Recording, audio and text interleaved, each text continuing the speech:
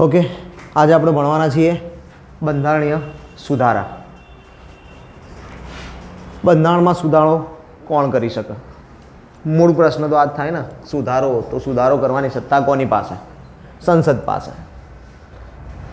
ભારતના બંધારણમાં સુધારો કરવો એ બ્રિટન જેટલો સહેલો નથી અને અમેરિકા જેટલો કઠિન નથી. હા ભાઈ, સવાલનો જવાબ આપણે આગળ જોઈ લીધો. સુધારો કોણ કરી શકે? સંસદ. બંધારણમાં સુધારો કરવાની પ્રક્રિયા દક્ષિણ આફ્રિકામાંથી લેવામાં આવી છે. આપણે બંધારણના સ્ત્રોત જોયા ત્યારે પણ આ વસ્તુ જોઈ હતી કે ભાઈ સુધારવાની પ્રક્રિયા ક્યાંથી લીધી છે? આપણા દક્ષિણ આફ્રિકાથી. બંધારણમાં સુધારો કરવા માટેની જોગવાઈ બંધારણમાં ભાગ 20ના અનુચ્છેદ 368માં કરવામાં આવી છે. આપણે આ પણ જોઈ લીધું હતું, અનુચ્છેદ 368 બંધારણીય સુધારો. આપણે એમાં જોયું હતું અલગ અલગ ટાઈપ્સ કે એક વિશિષ્ટ બહુમતી તો ખરા જ, સાથે 50% કરતાં વધુ રાજ્યોની બહુમતી. ડન. તો આ પ્રકારે બંધારણમાં સુધારો કરવા માટેની અલગ અલગ આપણે જોગવાઈઓ જોઈ ચૂક્યા છીએ.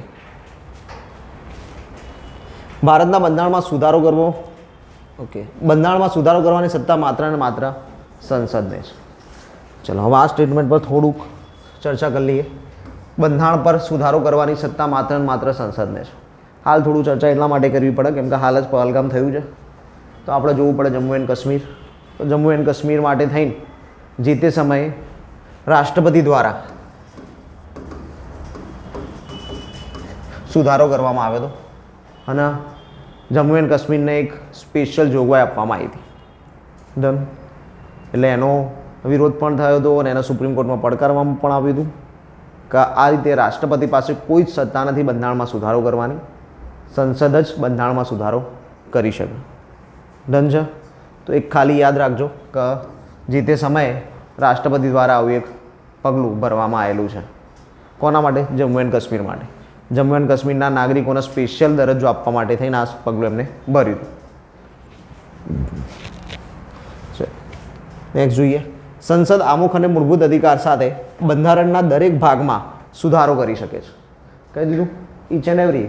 આમુખ એટલે એની પ્રસ્તાવનાથી લઈને બંધારણના છેલ્લા ભાગ સુધી ગમે ત્યાં સંસદ સુધારો કરી શકે. એની જોડે સંપૂર્ણ સત્તા છે, પરંતુ બંધારણના મૂળભૂત માળખાને બદલી શકશે નહીં. આપણે આ ચર્ચા કરી લીધી હતી કેશવાનંદ ભારતી કેસ. મૂળભૂત માળખાને બદલી શકાય નહીં. ક્લિયર છે? હા, સુધારો એને જે કરવો હોય જ્યાં કરવો હોય આખા બંધારણમાં કરવા સંસદના સત્તા છે, પરંતુ બંધારણનો મૂળભૂત માળખું બદલાવવું જોઈએ નહીં. મૂળભૂત માળખાને બદલ્યા વગર સંસદે જે પણ સુધારો કરવો હોય એની જોડે સંપૂર્ણ સત્તા રહેલી છે. કેશવાનંદ ભારતી કેસની અંદર આ મૂળભૂત માળખાનો સિદ્ધાંત અમલમાં આવ્યો હતો. ઘણી બધી વખત પરીક્ષામાં પૂછાઈ ચૂક્યું છે. વર્ષ 1973 આપણે પાછલા લેક્ચર્સની અંદર આખું કેશવાનંદ ભારતી કેસ જોઈ ચૂક્યા છીએ. કેશવાનંદ ભારતી કેસ શું હતો, કેમ થયો હતો, એનું રિઝલ્ટ શું આવ્યું, આ બધી ચર્ચા આપણે કરી લીધેલી છે. બંધારણના સુધારાની વાત કરીએ તો બે સુધારા, એક છે સામાન્ય સુધારો અને બીજું છે અનુચ્છેદ 368 પ્રમાણેનો સુધારો. સામાન્ય સુધારામાં સામાન્ય બહુમતી, સંસદની સામાન્ય બહુમતી હોય. જ્યારે આપણા અનુચ્છેદ 368માં જોઈ ચૂક્યા હતા વિશેષ બહુમતી અને વિશેષ બહુમતી ઉપરાંત 50% કરતાં વધુ રાજ્યોની અનુમતિ. વિશેષ બહુમતીની અંદર આપણે શું જોયું હતું કે ભાઈ કુલ સભ્ય સંખ્યા છે, કુલ સભ્યોના 50% કરતાં વધુ. બીજું એની સાથે શું એડ થતું હતું કે હાજર સભ્યના 2/3. આ બે બહુમતી ભેગી થાય એટલે કહેવાય વિશેષ બહુમતી અથવા તો વિશિષ્ટ બહુમતી. ડન. વિશિષ્ટ બહુમતી શબ્દ તો છે જ, ઇટ મીન્સ કે આ બહુમતી તો લેવાની જ છે, પણ એના સિવાય બીજી કઈ બહુમતી જોઈએ તો કે 50% રાજ્યોમાં સામાન્ય બહુમતીથી ખરડો પસાર થવો જોઈએ. 50%થી મતલબ છે 50%થી વધુ. ડન. તો આ સુધારાની અંદર આટલી મેટર આવશે. અનુચ્છેદ 368 પ્રમાણેનો સુધારો આપણે જોઈ ગયા છીએ. ફટાફટ ફરી જોઈ લઈએ એક વખત. વિશેષ બહુમતી, મૂળભૂત અધિકારમાં ફેરફાર. આપણે ચલાવ્યું ત્યારે કીધું હતું અમુક જોગવાઈઓ કહેતા ગયા હતા કે આની અંદર વિશેષ બહુમતી આવશે, આમાં સામાન્ય બહુમતી આવશે. ડન. તો એ જ મુદ્દા જોઈએ છીએ. એક વિશેષ બહુમતી ક્યારે ક્યારે જરૂર પડે, બંધારણના કઈ કઈ જગ્યાએ સુધારો કરવા આપણને વિશેષ બહુમતીની જરૂર છે. તો પહેલું છે મૂળભૂત અધિકારમાં ફેરફાર. મૂળભૂત અધિકારોની અંદર જો સુધારા કરવા છે તો આપણને કઈ બહુમતી જોઈએ? વિશેષ બહુમતી જોઈએ. રાજનીતિના માર્ગદર્શક સિદ્ધાંતોમાં ફેરફાર. રાજનીતિના માર્ગદર્શક સિદ્ધાંતોમાં ફેરફાર કરવા હોય તો પણ શું જોઈએ? વિશેષ બહુમતી. આમાં 50% કરતાં વધુ રાજ્યોની વાત કરેલી નથી. હવે જોઈએ 50% કરતાં વધુ રાજ્યો. કઈ જોગવાઈઓની અંદર વિશેષ બહુમતી ઉપરાંત 50% કરતાં વધુ રાજ્યોની સહમતિ જોઈશે? તો રાષ્ટ્રપતિની ચૂંટણી અને એની રીત. રાષ્ટ્રપતિના ઇલેક્શન અને એની પ્રક્રિયામાં જો કોઈ ફેરફાર કરવો છે તો ફક્ત ને ફક્ત વિશેષ બહુમતીથી નહીં થઈ શકે. એમાં +50% રાજ્યોની મંજૂરી લેવી પડશે. કેન્દ્ર અને રાજ્યની યાદીમાં ફેરફાર.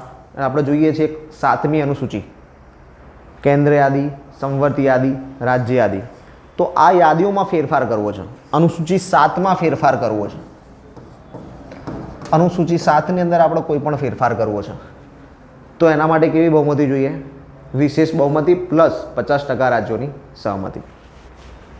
સુપ્રીમ કોર્ટ અને હાઈકોર્ટમાં ફેરફાર. એટલે કે સુપ્રીમ કોર્ટ અને હાઈકોર્ટની જોગવાઈઓ જે પણ બંધારણમાં કરી છે એ જોગવાઈઓ પૈકી કોઈ પણ જોગવાઈમાં કંઈ પણ ફેરફાર કરવા છે તો પણ આપણે આ જ બહુમતી એટલે કે વિશેષ બહુમતી +50% કરતાં વધુ રાજ્યોની સહમતિ અથવા તો સામાન્ય બહુમતીની જરૂર છે. એ સિવાય છે સંસદમાં રાજ્યોની સીટોમાં ફેરફાર.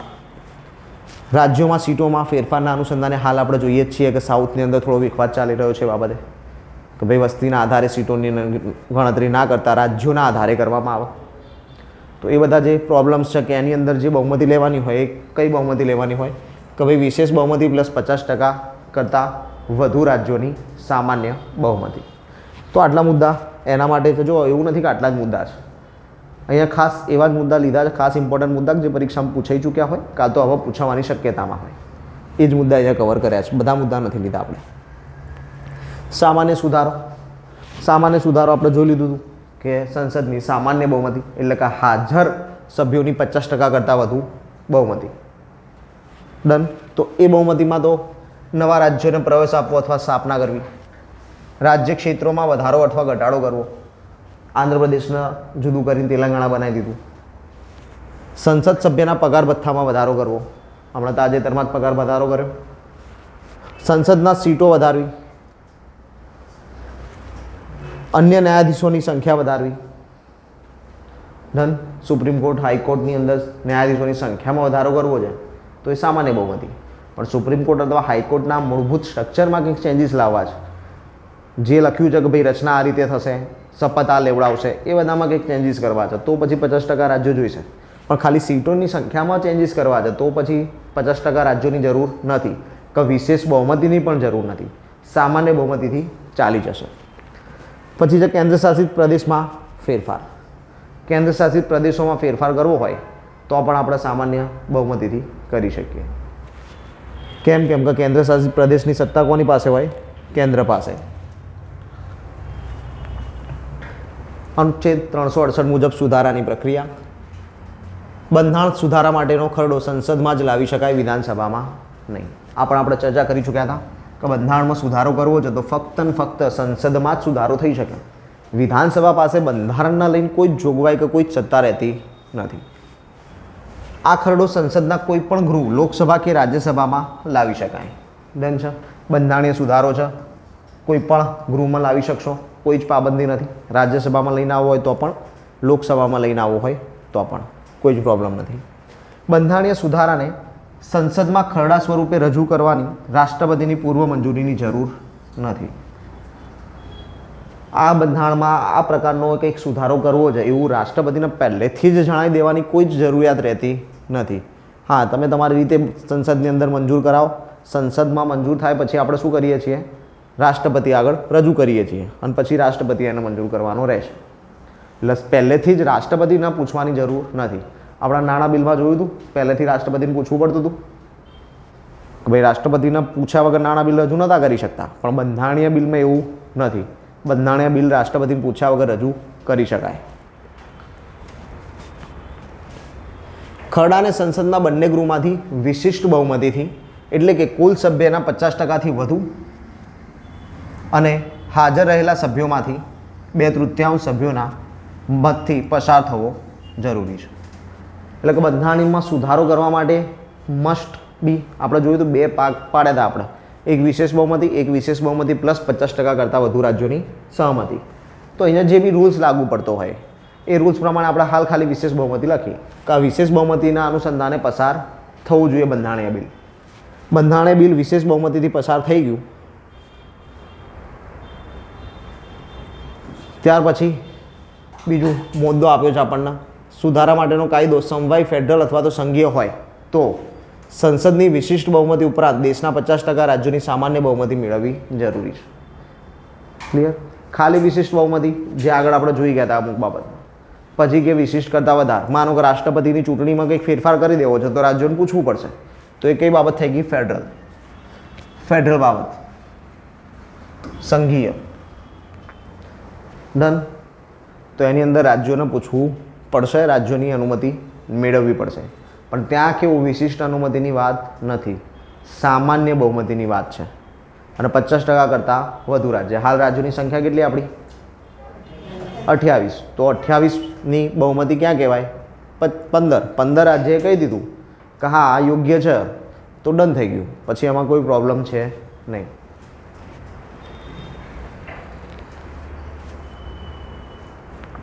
બંધારણીય સુધારા અંગે બંને ગૃહમાં અલગ અલગ પસાર કરવો પડશે.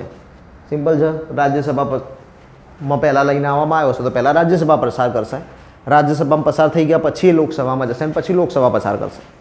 કાં તો લોકસભા પહેલાં લાવ્યું હશે તો લોકસભામાં પસાર થશે, એના પછી એને રાજ્યસભા મૂકવામાં આવશે અને પછી રાજ્યસભામાં પસાર થશે. ડન. પણ બંનેમાં જુદું જુદું, એવું નહીં કે ભાઈ ના આજે બંને ભેગા થાવ લોકસભા રાજ્યસભા અને ભેગી થઈને પસાર કરી દો. Not possible. ઇટ મીન્સ કે સંયુક્ત બેઠક શક્ય નથી. બંને ગૃહોના મતભેદની સ્થિતિમાં બંને ગૃહની સંયુક્ત બેઠક બોલાવવા માટેની બંધારણમાં કોઈ જોગવાઈ નથી. ડન. આપણે અનુચ્છેદ 108માં પણ ભણી ચૂક્યા હતા. અનુચ્છેદ 108 સંયુક્ત બેઠક જ્યારે ભણ્યા ત્યારે એમાં પણ આપણે આ ચર્ચા કરી હતી કે ભાઈ બંધારણીય સુધારા કરવાના થતા હોય ત્યારે સંયુક્ત બેઠક બોલાવવાની થાય નહીં. એ સિવાયના જે બી બિલ્સ હોય એ બિલ્સ માટે તમે સંયુક્ત બેઠક બોલાવી શકો છો. એની અંદર નાણાં બિલને આપણે બાકાત રાખ્યું હતું કે બંધારણીય બિલ અને નાણાં બિલ આ બે જો બિલ્સ છે એની અંદર કંઈક ઇસ્યુ છે તો એમાં તમારે સંયુક્ત બેઠક બોલાવવાની રહેતી નથી, એ મંજૂર કરી લેવાના થાય છે. ડન છે. કેમ? નાણાં બિલ અને સંયુક્ત બંધારણીય બિલ બે જ વસ્તુમાં કેમ નથી બોલાવતા? તો બંધારણમાં તો આપણે જોઈ લીધું બંને ગૃહ પાસે સરખી સત્તા, રાજ્યસભા પાસે પણ એટલી જ સત્તા છે જેટલી લોકસભા પાસે છે. બે જોડે જ્યારે સરખી સત્તા છે ત્યારે કોઈ એક ના પાડશે તો નિર્ણય લઈ શકાશે નહીં. નાણાં બિલમાં શું છે? રાજ્યસભા પાસે સત્તા નથી, સત્તા ફક્ત ને ફક્ત કોની પાસે છે? લોકસભા પાસે. તો જો રાજ્યસભા પાસે સત્તા જ નથી તો સંયુક્ત બેઠકની વાત નહીં રહેતી. તો એટલા માટે આપણે ત્યાં સંયુક્ત બેઠક નથી બોલાવતા. ક્લિયર? બેમાં ના બોલાવવા પાછળના કારણ સમજાઈ ગયા. બંધારણીય સુધારામાં આપણે કેમ નથી બોલાવતા? કેમ કે બંધારણીય સુધારા માટે રાજ્યસભા અને લોકસભા બંનેને સરખું મહત્ત્વ આપવામાં આવેલું છે. બંને જોડે સરખા પાવર્સ અને સરખી સત્તા છે. જો રાજ્યસભાએ ના પાડી છે તો ના જ ગણવાની, લોકસભાએ ના પાડી છે તો ના જ ગણવાની. એમાં કોઈ જ મતભેદ આવતો નથી. ક્લિયર? બંને ગૃહમાંથી પસાર થયા બાદ રાષ્ટ્રપતિને ફરજિયાત તે ખરડા પર સહી કરવી પડે છે. ડન છે. બંને ગૃહે મંજૂર કરીને મોકલાવી દીધું છે તો બંધારણીય સુધારા ઉપર રાષ્ટ્રપતિએ હસ્તાક્ષર કરવા જ પડશે, ના પાડી શકશે નહીં. તો અહીંયા જો એમની પાસે સત્તા જ નથી કશી તો પછી એમને પહેલાં પૂછવાનું ના જ હોય ને. એટલા માટે જ આપણે લખીને આપ્યું હતું કે ભાઈ બંધારણીય સુધારો લાવવો છે તો રાષ્ટ્રપતિને પૂછી લેવાની જરૂર નથી, તમે ડાયરેક્ટ જાતે લાવી શકો છો, રાષ્ટ્રપતિને એના અંદર ઘસેડવાની જરૂર નથી. આ ખરડામાં રાષ્ટ્રપતિ પોકેટ વીટો વાપરી શકે નહીં. સિમ્પલ છે, સીધું સિમ્પલ કહી દીધું છે, સાઇન કરવાની જ છે. તો જો સાઇન કરવાની જ છે તો પછી બીજા કોઈ વીટો પાવર્સની તો વાત રહેતી જ નથી ને. રાષ્ટ્રપતિના વીટો પાવર્સ છે તો વીટો પાવરમાંથી કંઈ વીટો પાવર રાષ્ટ્રપતિ અહીંયા વાપરી શકવાના નથી, કેમ કે કોઈ સત્તા જ નહીં આપી એમને. ચલો હવે આપણે જઈએ બંધારણીય સુધારાઓ ઉપર. આગળની આખી પ્રોસેસ આપણે જોઈ લીધી, સુધારાની પ્રોસેસ શું હોય ને શું ના હોય. હવે આપણે જઈએ છીએ મૂળ બંધારણીય સુધારા ઉપર જે ખાસ ઇમ્પોર્ટન્ટ છે એટલા જ. ટોટલ તો કેટલા થઈ ગયા? 105 બંધારણીય સુધારા કુલ થઈ ચૂક્યા છે અત્યાર સુધીમાં. તો શું આપણે 105 કરવાના? ના, એટલા બધા આપણા કંઈ કામના નથી. તો શું આપણે જે બી સુધારા જોઈશું એની તમામે તમામ જોગવાઈઓ યાદ રાખવાની? તો કે ના, તમામે તમામ જોગવાઈ યાદ રાખવાની જરૂર નથી. આપણા માટે જેટલી કામની છે, પરીક્ષા માટે જેટલી ઉપયોગી છે એટલી જ જોગવાઈઓ આપણે યાદ રાખીશું. એટલા જ સુધારા આપણે જોઈશું, બધા સુધારા જોઈશું નહીં. ક્લિયર? ચલો ચાલુ કરીએ. ટોટલ કેટલા સુધારા થઈ ગયા છે? 105 સુધારા થઈ ચૂક્યા છે. પહેલો બંધારણીય સુધારો કયા વર્ષે થયો? 1951. શું એડ થયું હતું? અનુસૂચિ 9 ઉમેરવામાં આવી હતી. અનુસૂચિ 9 શેના લગતી છે? તો કે જમીન સુધારા લગતા અધિનિયમો. જમીન સુધારણાના લગતા અધિનિયમો સાથે જોડાયેલી છે અનુસૂચિ 9, કે જે પહેલા બંધારણીય સુધારાથી બંધારણમાં ઉમેરવામાં આવી હતી. વર્ષ હતું 1951. આ સુધારા અંતર્ગત સામાજિક અને આર્થિક રીતે પછાત વર્ગોના કલ્યાણ માટે રાજ્યોને સત્તા આપવામાં આવી હતી. સામાજિક અને આર્થિક રીતે પછાત વર્ગના લોકો માટે કામ કરવા માટે કોને સત્તા આપી દીધી? રાજ્યોને. ઇટ મીન્સ કે રાજનીતિના માર્ગદર્શક સિદ્ધાંતો ડીપીએસપી. ડીપીએસપીની અંદર આ જોગવાઈ ઉમેરવામાં આવી. કયા સુધારાથી ઉમેરી હતી? પહેલા સુધારાથી.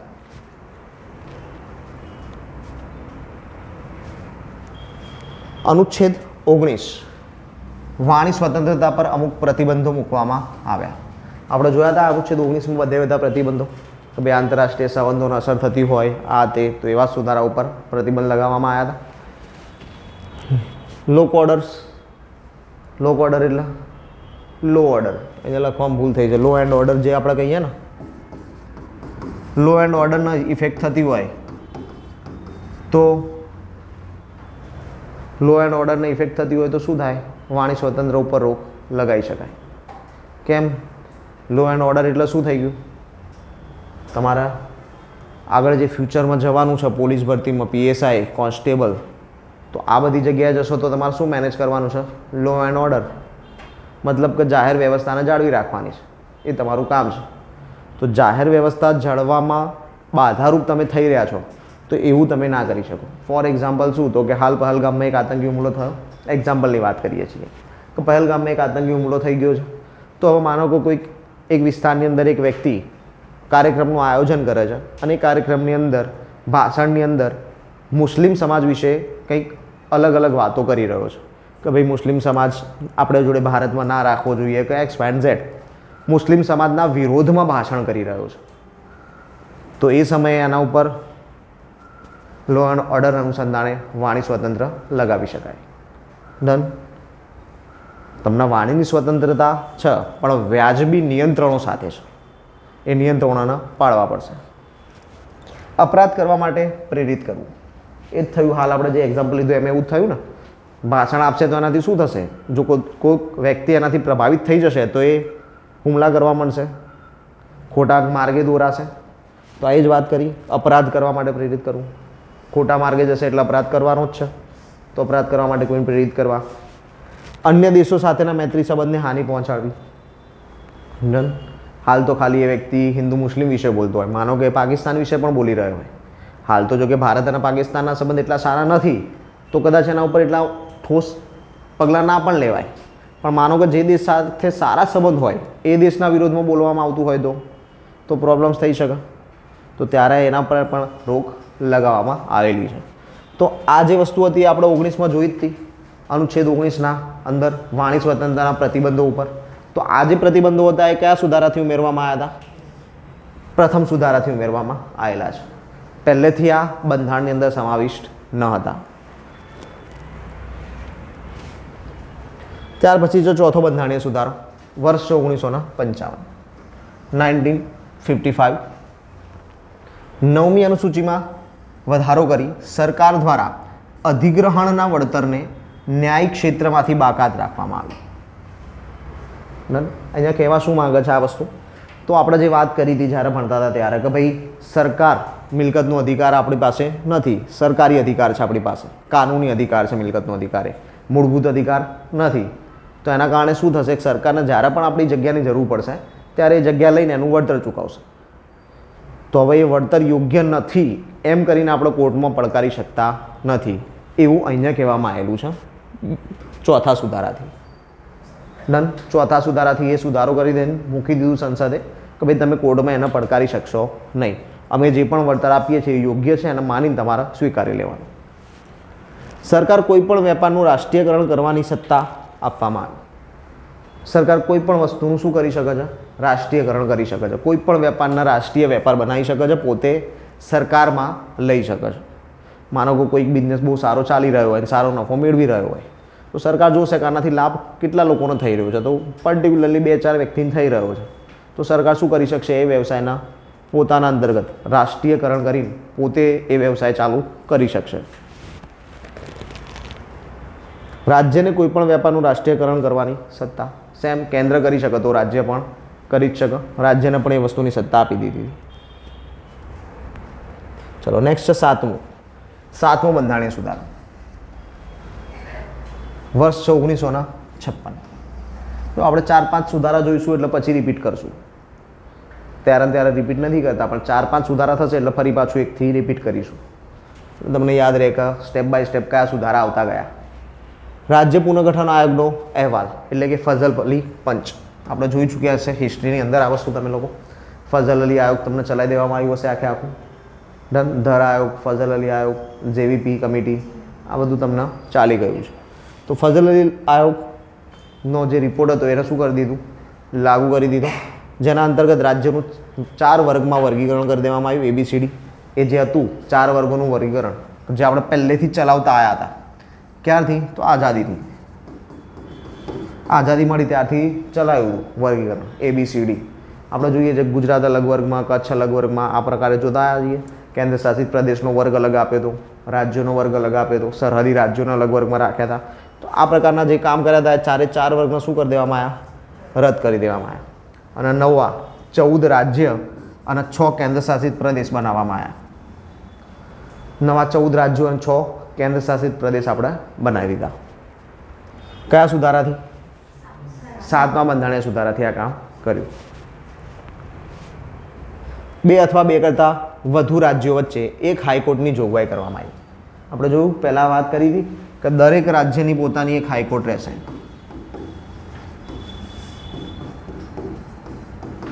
દરેક રાજ્યની પોતાની હાઈકોર્ટ રહેશે. માનો કે એક રાજ્ય અલગ કર્યું અને એને નવું બનાવ્યું છે, તો હવે એની હાઈકોર્ટ આપવી જ પડશે, મસ્ટ બી. પણ એની જગ્યાએ જો આ જોગવાઈ કરી દેવામાં આવે કે 2 કે તેથી વધુ રાજ્યોની એક જ હાઈકોર્ટ રહી શકશે, તો એટલું ઓછું થશે. જે નવું રાજ્ય બનાવ્યું છે એને જૂની હાઈકોર્ટમાં જ ચલાવી શકાશે, જ્યાં સુધી મસ્ટ નેસેસરી ના થઈ જાય કે હવાના હાઈકોર્ટ જુદી આપવી છે ત્યાં સુધી. હાઈકોર્ટમાં વધારાના ન્યાયાધીશોની નિમણૂકની જોગવાઈ. ડન. આગળ જોયું હતું, શું જોયું હતું? ન્યાયાધીશોની નિમણૂક શેમાં જોઈ હતી? સંસદમાં. અહીંયા શેમાં વધારી? હાઈકોર્ટમાં. ડન.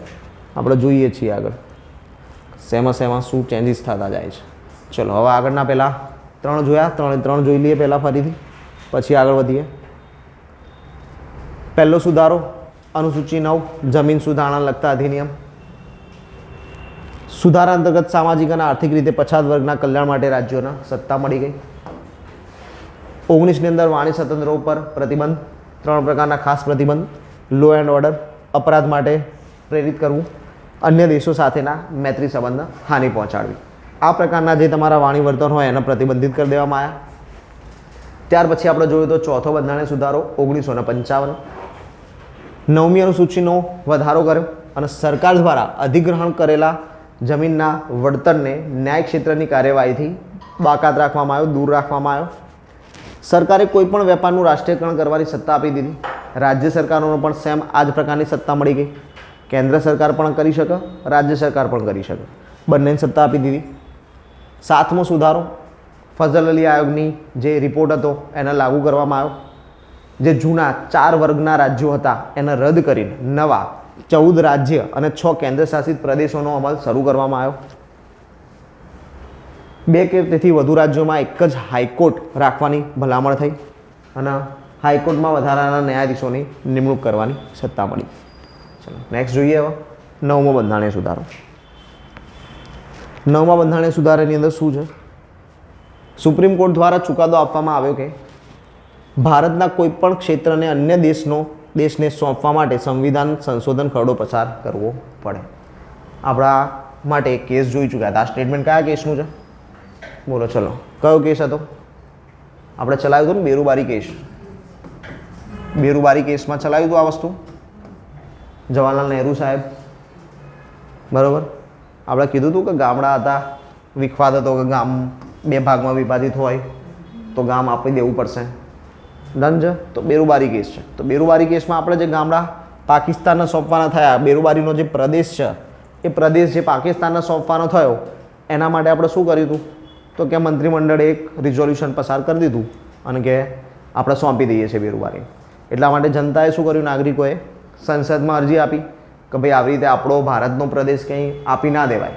એટલે સુપ્રીમ કોર્ટે પણ કીધું કે વાત સાચી છે, માન્ય રાખવાની વાત છે કે આ બંધારણમાં સુધારો કર્યા વગર ભારતના કોઈ પણ ક્ષેત્રના ભારતમાંથી દૂર કરી શકાય નહીં. આ તો બેરુબારી કેસ.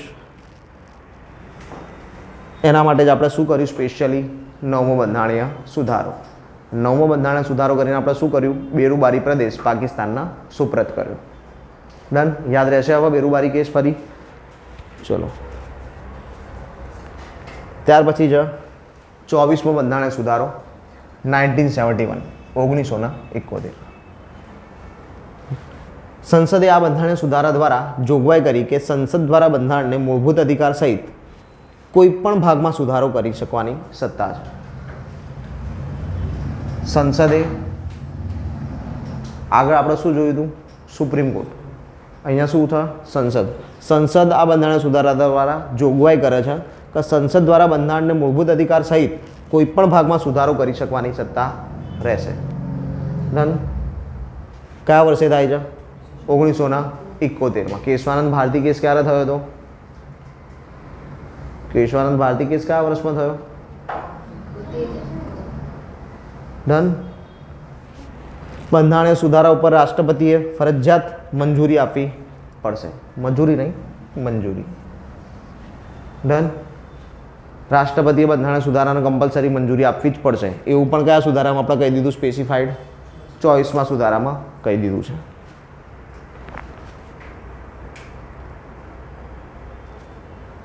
ત્યાર પછી છે 26મો સુધારો.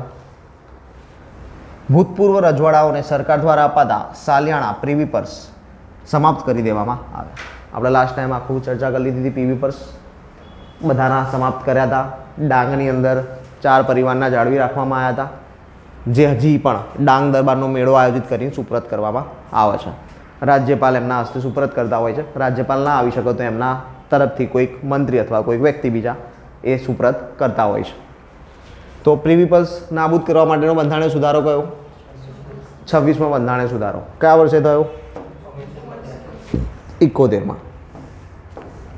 35મો સુધારો કયા વર્ષે, 1974, 74માં.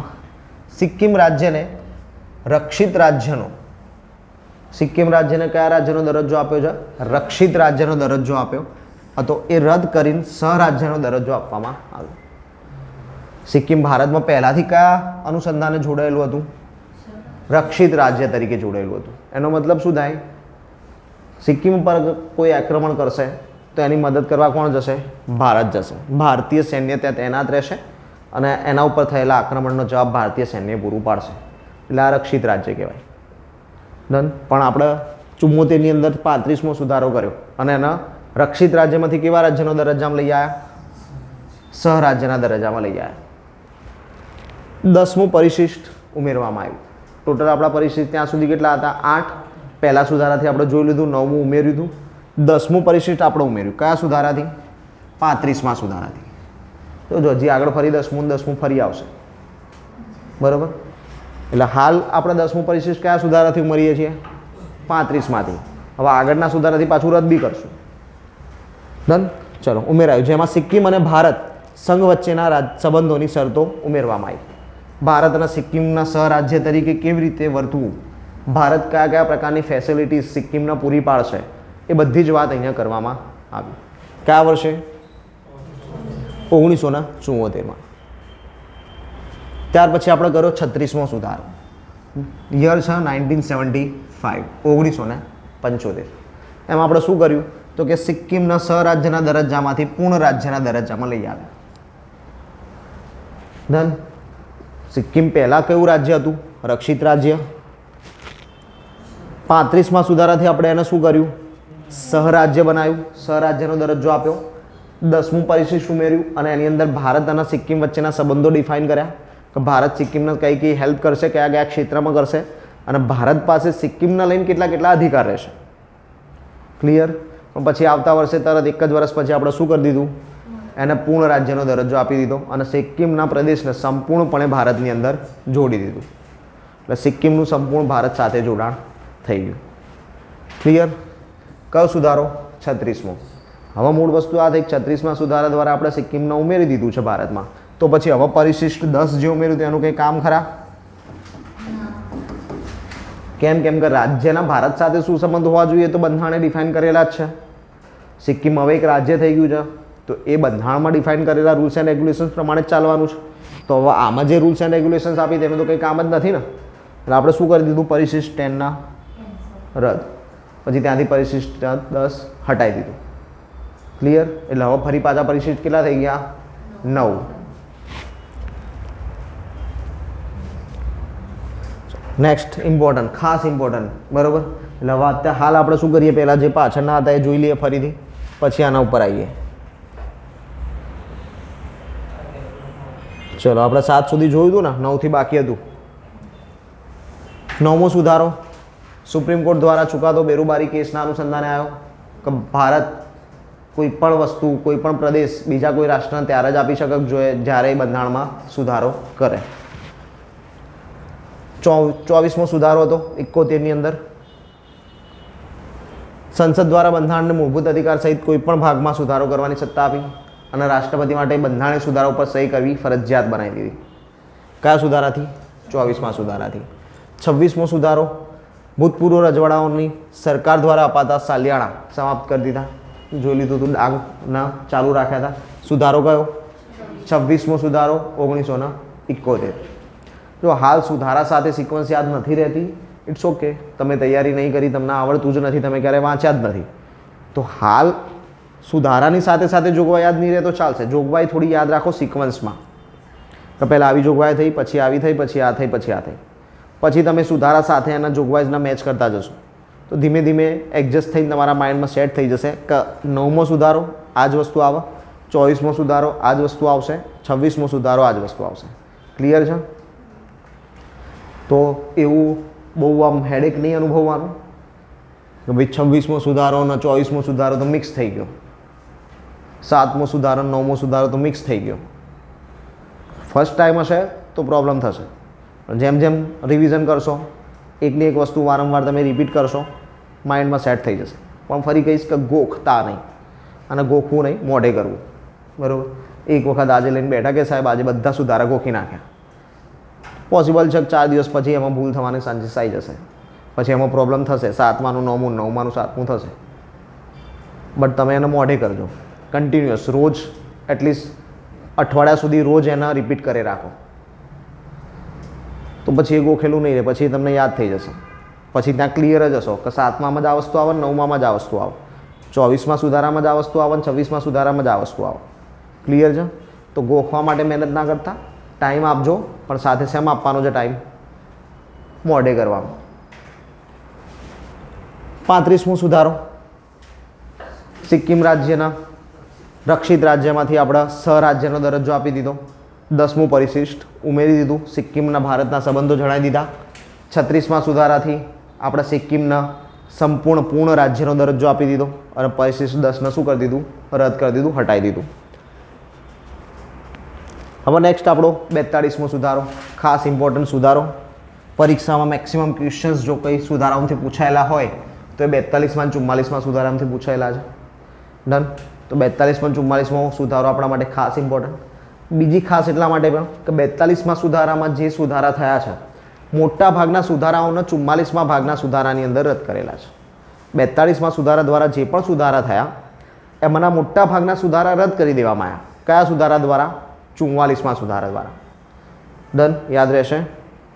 ચલો 42મો સુધારો જોઈએ આપણે પહેલાં. સૌથી મોટો સુધારો હોવાથી એને શું કહીએ છીએ આપણે?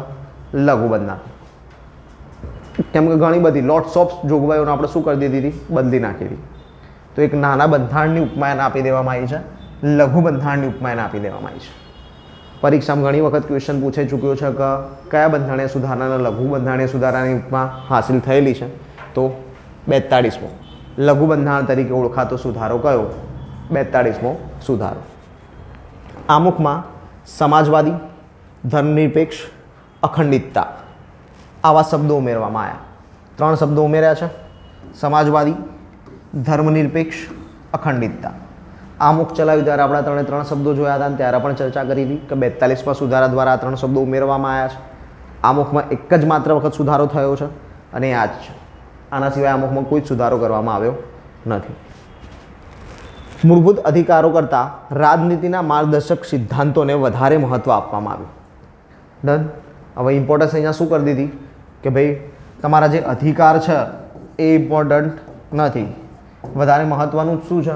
DPSV, રાજનીતિના માર્ગદર્શક સિદ્ધાંતો. ઓકે, તો અહીંયા પ્રભુત્વ આપણે જોતા આવ્યા હતા, બંધારણ ભણ્યા, ભાગ 3 ભાગ 4 જોયો ત્યારે પણ આપણે વાત કરી હતી કે ભાગ 3 એ વધારે ઇફેક્ટિવ છે, એનું મહત્ત્વ વધારે હોય. જ્યારે ભાગ 4ની કોઈ જોગવાઈ અને ભાગ 3ની કોઈ જોગવાઈ બંનેમાં કોન્ફ્લિક્ટ થાય, બંનેમાં વિરોધાભાસ દેખાય, તો આપણે કઈ જોગવાઈને પ્રાધાન્ય આપીશું? તો ભાગ 3ની, એટલે કે મૂળભૂત અધિકારોની જોગવાઈને. તો અધિકારો હાયર થયા રાજનીતિના માર્ગદર્શક સિદ્ધાંતો કરતાં, પણ 42માં સુધારામાં આપણે શું કર્યું હતું? રાજનીતિના માર્ગદર્શક સિદ્ધાંતને વધારે મહત્ત્વ આપી દીધું હતું. ક્લિયર છે? અધિકારોને થોડા પાછળ રાખીને પણ રાજનીતિના માર્ગદર્શક સિદ્ધાંતોને આગળ રાખ્યા હતા. તો એ કામ અહીંયા થયું હતું 42માં સુધારામાં. મૂળભૂત ફરજો. સરદાર સ્વર્ણસિંહ સમિતિની ભલામણ થઈ. ભાગ 4A ઉમેરવામાં આવ્યો. કયો અનુચ્છેદ ઉમેર્યો? 51A. અને એની અંદર આપણે શું જોગવાઈ કરી દીધી? મૂળભૂત ફરજો. મૂળભૂત ફરજો દાખલ થઈ. તો મૂળભૂત ફરજો કયા બંધારણ સુધારાથી ઉમેરવામાં આવી? 42માં બંધારણ સુધારાથી ઉમેરવામાં આવી. કયા ભાગમાં? ભાગ 4A. અનુચ્છેદ કયો છે? અનુચ્છેદ 51A. કઈ સમિતિની ભલામણ હતી? સરદાર સ્વર્ણસિંહ સમિતિની ભલામણ છે. સ્વર્ણસિંહ સમિતિની ભલામણથી આ જોગવાઈઓ આપણે દાખલ કરી બંધારણમાં. બંધારણીય સુધારાની ન્યાયિક સમીક્ષા થઈ શકશે નહીં. કેટલું મોટું સ્ટેટમેન્ટ છે આ, જો ઇમ્પોર્ટન્ટ સ્ટેટમેન્ટ છે. આપણે કીધું કે ન્યાયાલયનું કામ શું? આપણે બંધારણ ચલાવ્યું ત્યારે અઢળક વખત કીધું ને કે ન્યાયાલયનું મૂળ કામ શું છે? બંધારણનું અર્થઘટન કરવું. બંધારણમાં શું લખેલું છે એને જોવું. અહીંયા શું કહેવામાં આવી રહ્યું છે કે ભાઈ બંધારણે સુધારો જે પણ કર્યો છે, સંસદ દ્વારા જે પણ બંધારણે સુધારો કરી દેવામાં આવ્યો છે એને ન્યાયાલયમાં પડકારી નહીં શકાય. જે સુધારો કરી દેવામાં આવ્યો એ ફાઇનલ છે, બંધારણ બદલાઈ ગયું છે પૂરું. ન્યાયાલયે હવે બદલાયેલા બંધારણ પ્રમાણે ચાલવાનું, ના કે એવું કહેવાનું કે આ બંધારણને સુધારો ખોટો છે. ડન. આવું આપણે ક્યાં કીધું?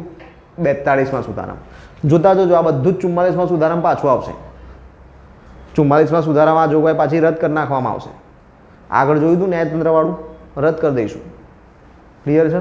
તો આગળ પેલું મૂળભૂત અધિકારના DPSV જોયું, તો એ ફરી પાછું હતું એવું કરી દઈશું, મૂળભૂત અધિકારનું પ્રાધાન્ય વધારી દઈશું. તો 44માં સુધારાની આ જ જોગવાઈઓ આપણે આગળ જોવાના છીએ. કોઈ રાજ્યમાં રાષ્ટ્રપતિ શાસનને 6 મહિનાથી વધારી 1 વર્ષ કરી દેવામાં આવ્યું. આપણે જોયું હતું અનુચ્છેદ 356 રાષ્ટ્રપતિ શાસન. તો રાષ્ટ્રપતિ શાસનમાં આપણે જોયું કે રાષ્ટ્રપતિ શાસન લાગે તો 6 મહિના સુધી લાગશે. 6 મહિનાથી વધારે લંબાવવું હોય તો ફરી 6 મહિના પછી ફરી મંજૂરી લેવી પડશે. એવી રીતે આપણે કેટલા વર્ષ સુધી લંબાઈ શકતા હતા? 3 વર્ષ સુધી. તો અહીંયા એવું કહી દીધું કે રાષ્ટ્રપતિ શાસન 6 મહિનાથી વધારીને સીધું કેટલું કરી દીધું? 1 વર્ષ. ઇટ મીન્સ કે 6 મહિને મંજૂરી નહીં લેવાની. હવા મંજૂરી કેટલા વર્ષે લેવાની? 1 વર્ષે લેવાની.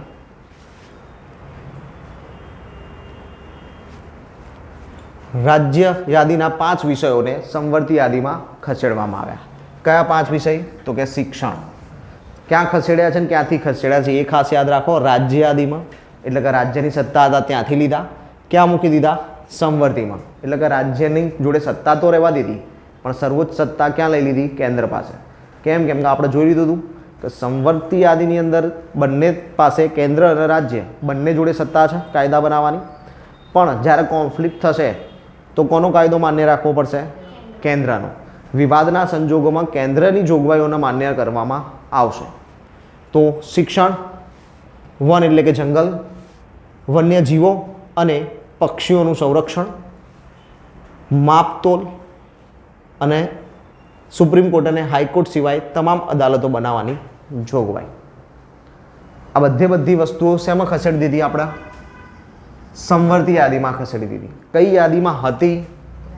રાજ્ય યાદીમાં હતી. ડન. ચલો, બીપીએસપી રાજ્ય નીતિના માર્ગદર્શક સિદ્ધાંતો, એમાં 3 નવા સિદ્ધાંતો ઉમેરવામાં આવ્યા. કેટલા સિદ્ધાંતો આપણે ઉમેર્યા 42માં સુધારાથી? 3 સિદ્ધાંત ઉમેર્યા. પહેલો સિદ્ધાંત સમાન ન્યાય અને વિનામૂલ્યે કાનૂની સહાય. સમાન ન્યાય, બધા ન્યાય સરખો આપવા માટે મફત કાનૂની સહાય. કામદારોની ઉદ્યોગોમાં ભાગીદારી. આપણે કીધું બધા યુનિયન્સ બનવાની વાત આપણે કરી હતી, એક્ઝામ્પલ લીધા હતા યુનિયનોના. તો આ વસ્તુ યુનિયનોવાળી જે વાત આપણે કરી હતી બીપીએસપીની અંદર, એ જોગવાઈ આપણે ક્યાંથી ઉમેરી? 42માં સુધારાથી ઉમેરી. પર્યાવરણ, જંગલ અને જંગલી જીવોનું રક્ષણ. ત્રીજી જોગવાઈ પર્યાવરણ, જંગલ અને જંગલી જીવોનું સંરક્ષણ કરવું. એ જોગવાઈ આપણે કયા સુધારાથી ઉમેરી છે? 42માં સુધારાથી. ડન. તો ટોટલ 3 સિદ્ધાંત ઉમેર્યા હતા. 3 સિદ્ધાંતો અહીંયા આપ્યા છે. પહેલો સિદ્ધાંત હતો સમાન ન્યાય અને મફત કાનૂની સહાય. બીજો હતો કામદારોની ઉદ્યોગોમાં ભાગીદારી. ત્રીજો છે પર્યાવરણ અને જંગલ અને જંગલી જીવોનું સંરક્ષણ.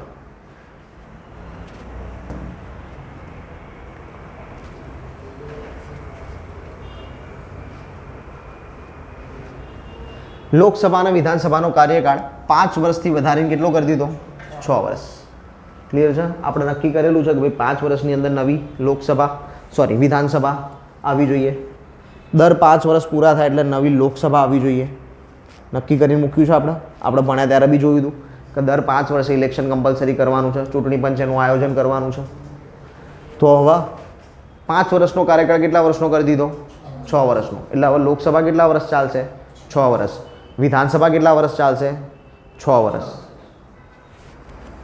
રાષ્ટ્રીય કટોકટી ભારતના કોઈ પણ ભાગમાં જાહેર કરી શકાય. એટલે અહીંયા કહેવાય એવું માંગે છે કે રાષ્ટ્રીય કટોકટી લગાવી હોય તો એ કોઈ પણ ક્ષેત્રની અંદર લાગુ કરી શકાય. જરૂરી નથી કે આખા દેશમાં લગાવી કે આખા રાજ્યમાં લગાવી. કોઈ પણ ક્ષેત્રમાં પણ લાગુ કરી શકો છો. આપણે જોઈ લીધું હતું રાષ્ટ્રીય કટોકટી ભણ્યા ત્યારે કે કોઈ પણ જગ્યાએ લગાવી શકાય. દેશમાં પણ લગાવી દો, રાજ્યમાં લગાવો, જિલ્લામાં લગાવો, તાલુકામાં લગાવો, પર્ટિક્યુલર એક એરિયામાં લગાવો, ગમે ત્યાં તમે રાષ્ટ્રીય કટોકટી લાગુ કરી શકો છો. અખિલ ભારતીય ન્યાયિક સેવા ઓલ ઇન્ડિયા જ્યુડિશિયલ સર્વિસની રચના કરવાની જોગવાઈ કરવામાં આવી. બંધારણમાં સુધારો કરીને જોગવાઈ કરી દીધી છે એની. અખિલ ભારતીય ન્યાયિક સેવા all India judicial service. Done. આપણે આના પછી એનજીએસીનો સુધારો પણ જોયો 2014નો. ડન. 2014નો એનજીએસી પણ જોયું હતું ને, નેશનલ જ્યુડિશિયલ 2014માં. પછી જોયું હતું સુપ્રીમ કોર્ટે એને કેન્સલ કરી દીધું. તો આમાં પણ સેમ કન્ડિશન થશે આગળ જતાં, સુપ્રીમ કોર્ટ કેન્સલ કરી દેશે. ચલો, 42મો સુધારો થઈ ગયો. ફરીથી બધી જોગવાઈઓ જોઈ લઈએ એક એક કરીને ફટાફટ 42માંની. સૌથી પહેલાં તો એને લઘુ બંધારણ કહેવાય. આમુખમાં 3 શબ્દો ઉમેર્યા: સમાજવાદી, ધર્મનિરપેક્ષ અને અખંડિતતા. મૂળભૂત અધિકારો કરતાં રાજનીતિના માર્ગદર્શક સિદ્ધાંતોને વધારે પ્રાધાન્ય આપવામાં આવ્યું. મૂળભૂત ફરજો ઉમેરવામાં આવી. ભાગ 4 અનુચ્છેદ 51 સમિતિ સુવર્ણસિંહ સમિતિની ભલામણ થકી. બંધારણીય સુધારાની ન્યાયિક સમીક્ષા રદ કરી દેવામાં આવી કે બંધારણીય સુધારા ઉપર ન્યાયાલય નક્કી કરી શકશે નહીં કે સુધારા યોગ્ય કર્યું છે કે નથી કર્યું, એવું કંઈ જ નહીં કરી શકે. એને માન્ય રાખી લેવાનું. કોઈ રાજ્યમાં રાષ્ટ્રપતિ શાસનની અવધિ 6 મહિનાથી વધારીને 1 વર્ષ કરી દેવામાં આવી. રાજ્ય યાદીના વિષયોને સંવર્તી યાદીમાં ખસેડ્યા. 5 વિષયો હતા કુલ: જંગલ, વન, શિક્ષણ, વન્યજીવ અને વન્ય પક્ષીઓ અને માપતોલ સાથે સુપ્રીમ કોર્ટ, હાઈકોર્ટ સિવાયની ન્યાયાલયો. ડન. તો આ તમામ વસ્તુ ક્યાં ખસેડી દેવામાં આવી? સંવર્તી યાદીમાં ખસેડી દેવામાં આવી. કઈ યાદીમાં હતી? રાજ્ય યાદીમાં હતી. ભાગ 4 ડીપીએસપીમાં 3 સિદ્ધાંતો ઉમેર્યા. 3 સિદ્ધાંતમાં આપણે જોઈ લીધું હતું. પહેલો સિદ્ધાંત હતો સમાન ન્યાય અને મફત કાનૂની સહાય. બીજો હતો કામદારોની ઉદ્યોગોમાં ભાગીદારી. અને ત્રીજો આપણે જોયો હતો પર્યાવરણ, જંગલ અને જંગલી સંપત્તિનું, વન્ય સંપત્તિનું રક્ષણ અથવા તો સંરક્ષણ. લોકસભા અને વિધાનસભાનો કાર્યકાળ 1 વર્ષ વધારવામાં આવ્યો. 5 વર્ષની જગ્યાએ કેટલા વર્ષ કરી દીધો? 6 વર્ષ કરી દીધો. રાષ્ટ્રીય કટોકટી ભારતના કોઈ પણ રાજ્ય ક્ષેત્રની અંદર લાગુ કરી શકાતી. અખિલ ભારતીય ન્યાયિક સેવાની રચનાની જોગવાઈ કરી. અખિલ ભારતીય ન્યાયિક સેવાની રચનાની વાત કરી દીધી. તો 42મો સુધારામાં આટલા સુધારા થયેલા. હવે વાત કરીએ 44મા સુધારાની, કે જે આમાંના મોટા ભાગના સુધારા રદ કરશે અને અમુક નવા સુધારા ઉમેરશે. લોકસભા અને વિધાનસભાનો કાર્યકાળ 5 વર્ષ કરવામાં આવ્યો. ડન. પેલો 6 વર્ષ થયો હતો, ફરી પાછો 5 વર્ષ કરી દીધો, જેસે તે થઈ ગયું. સંસદ અને રાજ્ય વિધાનમંડળમાં કોરમની જોગવાઈને પુનઃ સ્થાપિત કરવામાં આવી. 42મા સુધારાની અંદર આપણે જોયું નથી, પણ 42મા સુધારાની અંદર કોરમની સંખ્યા કાઢી નાખવામાં આવી હતી. કોરમની રિક્વાયરમેન્ટ નથી, કોરમ વગર પણ સંસદ ચલાવી શકાય. તો અહીંયા 44મા સુધારામાં આપણે શું કરી દીધું, જોગવાઈ બદલી દીધી ફરી, કે ના કોરમ તો જોઈએ ઓછામાં ઓછું, ઓછા કોરમ વગર ચાલશે નહીં. ડન. આપણે કોરમ કેટલું જોયેલું છે, 1/10. 1/10 કોરમ હોય તો જ કાર્યવાહી ચલાવી શકાય. સંસદના વિશેષ અધિકારોમાંથી બ્રિટિશ હાઉસ ઓફ કોમન્સનો ઉલ્લેખ રદ કરવામાં આવ્યો. ડન. વિશેષ અધિકારોની અંદર એક ઉલ્લેખ ખાસ જોવા મળતો હતો, house of Commons. House of Commons એટલે શું, બ્રિટનનું હાઉસ ઓફ કોમન્સ છે હાલનું આપણું લોકસભા. તો એ વસ્તુને ત્યાંથી દૂર કરી દેવામાં આવી. તો અંગ્રેજી મૂળ રચના 1778 સોરી 1978 બરાબર 1978 થઈ ગયું છે, તેમ છતાં હજી સુધી આવી બ્રિટિશ સરકારની જોગવાઈઓ ચાલુ છે, તો એને રદ કરીએ. સંસદ અને રાજ્ય વિધાનમંડળની કાર્યવાહીના વાસ્તવિક અહેવાલોના સમાચાર પત્રમાં પ્રકાશનને બંધારણીય રક્ષણ આપવામાં આવ્યું. કટોકટી લાગુ પાડી દીધી. કટોકટીના અનુસંધાને 42મા સુધારા દ્વારા આ વસ્તુ કરવામાં આવી હતી કે ભાઈ જે પણ ઘટના ઘટિત થાય છે એના સમાચાર પત્રોમાં છાપવાની જરૂર નથી. પણ ફરી પાછું 44મા સુધારાથી એના ફરી સ્થાપિત કરી દીધું. આપણે રાષ્ટ્રપતિને મંત્રીમંડળની સલાહને એકવાર પુનઃ વિચારણા માટે મોકલવાની સત્તા આપવામાં આવી. તો કે આ જ વસ્તુ ક્યાં થઈ હતી, તો કે 42મા સુધારામાં. 42મા સુધારામાં એવું કહેવામાં આવ્યું હતું કે રાષ્ટ્રપતિએ સહી કરી જ દેવાની. કોઈ પણ ખરડો રાષ્ટ્રપતિ પાસે જશે તો રાષ્ટ્રપતિએ શું કરવું પડશે, એના સાઇન કરવી પડશે, કાં તો એના વીટો પાવર વાપરવાના રહેશે, એ પરત મોકલી શકશે નહીં. પણ અહીંયા શું કર્યું આપણે 44મા સુધારામાં, તો કે સંપૂર્ણપણે કાઢી ના નાખ્યું, કાં તો સંપૂર્ણપણે જેવું હતું એવું કરી ના દીધું. એમાં એક સુધારો લઈ આવ્યા. સુધારો શું કર્યો કે એક વખત પાછું મોકલી શકશે. ડન. મૂળ બંધારણની જોગવાઈમાંથી 42મા સુધારામાં જોગવાઈ ચેન્જ કરવામાં આવી કે ભાઈ રાષ્ટ્રપતિએ માન્ય રાખવું, કાં તો વીટો પાવર વાપરવા, પાછું મોકલવાનું થતું નથી. તો આમને એમાં એડિશન કર્યું કે એક વખત પાછું મોકલી શકો છો, પણ પછી એક વખત પાછું આવીને ફરી પાછું આવશે તો તમારે સુધારો કરવો, મતલબ માન્ય રાખવાનું રહેશે, સાઇન કરવી પડશે. ડન. તો આ જોગવાઈ 44મા સુધારામાં. 42મા સુધારામાં કઈ જોગવાઈ હતી, સાઇન કરવી પડશે. ડન. પણ આમાં શું કીધું કે એક વખત પુનઃ વિચારણા માટે પાછું મોકલી શકશો. વટહુકમ જાહેર કરવાના સંદર્ભમાં રાષ્ટ્રપતિ, રાજ્યપાલ અને વહીવટકર્તાના સંતોષને આખરી ગણવાની જોગવાઈ રદ કરાઈ. વાત શેની ચાલે છે, વટહુકમની. વટહુકમ કોણ જાહેર કરી શકે, રાષ્ટ્રપતિ કેન્દ્રના સંબંધમાં, રાજ્યપાલ રાજ્યના સંબંધમાં. તો રાષ્ટ્રપતિ અને રાજ્યપાલ બંને વટહુકમ જાહેર કરી શકે છે. અને વહીવટકર્તા ઇટ મીન્સ કેન્દ્ર શાસિત પ્રદેશ, તો કે એના સંતોષને આખરી ગણવાની જોગવાઈ રદ કરવામાં આવી. તો કે આવી જોગવાઈ ક્યારે કરી હતી, 42મા સુધારામાં. 42મા સુધારામાં એટલે જ આપણે તમામ જોગવાઈ નથી લખી, કેમ કે વારે ઘડી રિપીટેશન થશે, તો અહીંયા જ જોઈશું. 42મા સુધારામાં જોગવાઈ કરી હતી, 44માં કાઢી દીધી. ડન છે. સર્વોચ્ચ ન્યાયાલય અને ઉચ્ચ ન્યાયાલયની અમુક સત્તાઓ પુનઃ સ્થાપિત કરવામાં આવી. જે 42મા સુધારા દ્વારા છીનવી લેવામાં આવી, એ 44મા સુધારામાં ફરીથી પુનઃ અર્પણ કરવામાં આવી. રાષ્ટ્રીય કટોકટીના સંદર્ભમાં આંતરિક ખલેલ શબ્દને બદલે સશસ્ત્ર બળવો શબ્દ મૂકવામાં આવ્યો, જેના કારણે આપણી કટોકટી લાગુ થઈ હતી એ શબ્દ. ડન. આપણે જ્યારે અનુચ્છેદ 352 રાષ્ટ્રીય કટોકટી ભણ્યા હતા ત્યારે આપણે આ શબ્દો જોયો હતો, સશસ્ત્ર બળવો. ત્યારે આપણે આખો શબ્દ સમજાતા ને કે સશસ્ત્ર બળવો શું છે અને કોને કહેવાય. તો એ સશસ્ત્ર બળવાની જગ્યાએ પહેલાં કયો શબ્દ હતો, આંતરિક ખલેલ. આ શબ્દના લીધે શું કરવામાં આવ્યું હતું, કટોકટી લગાવવામાં આવી હતી કે ભાઈ રાજ્યો વચ્ચે અને રાજ્ય અને કેન્દ્ર વચ્ચે આંતરિક ખલેલ ચાલી રહી છે, એટલે કટોકટી લગાવવામાં આવે છે. એ જનતાના અને બીજા પોલિટિશિયન્સને શું લાગી, ખોટી.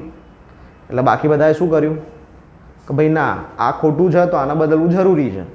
કેમ કે પછી આ તો વારંવાર જેની બી ઈચ્છા થશે સત્તા ઉપર જે પણ આવશે એને સત્તા નહીં છોડવી હોય તો આ શબ્દનો ઉપયોગ કરીને શું કરી દેશે? કટોકટી લગાવી દેશે. તો આ શબ્દ બદલાવવો જોઈએ. તો કે સાચો શબ્દ શું?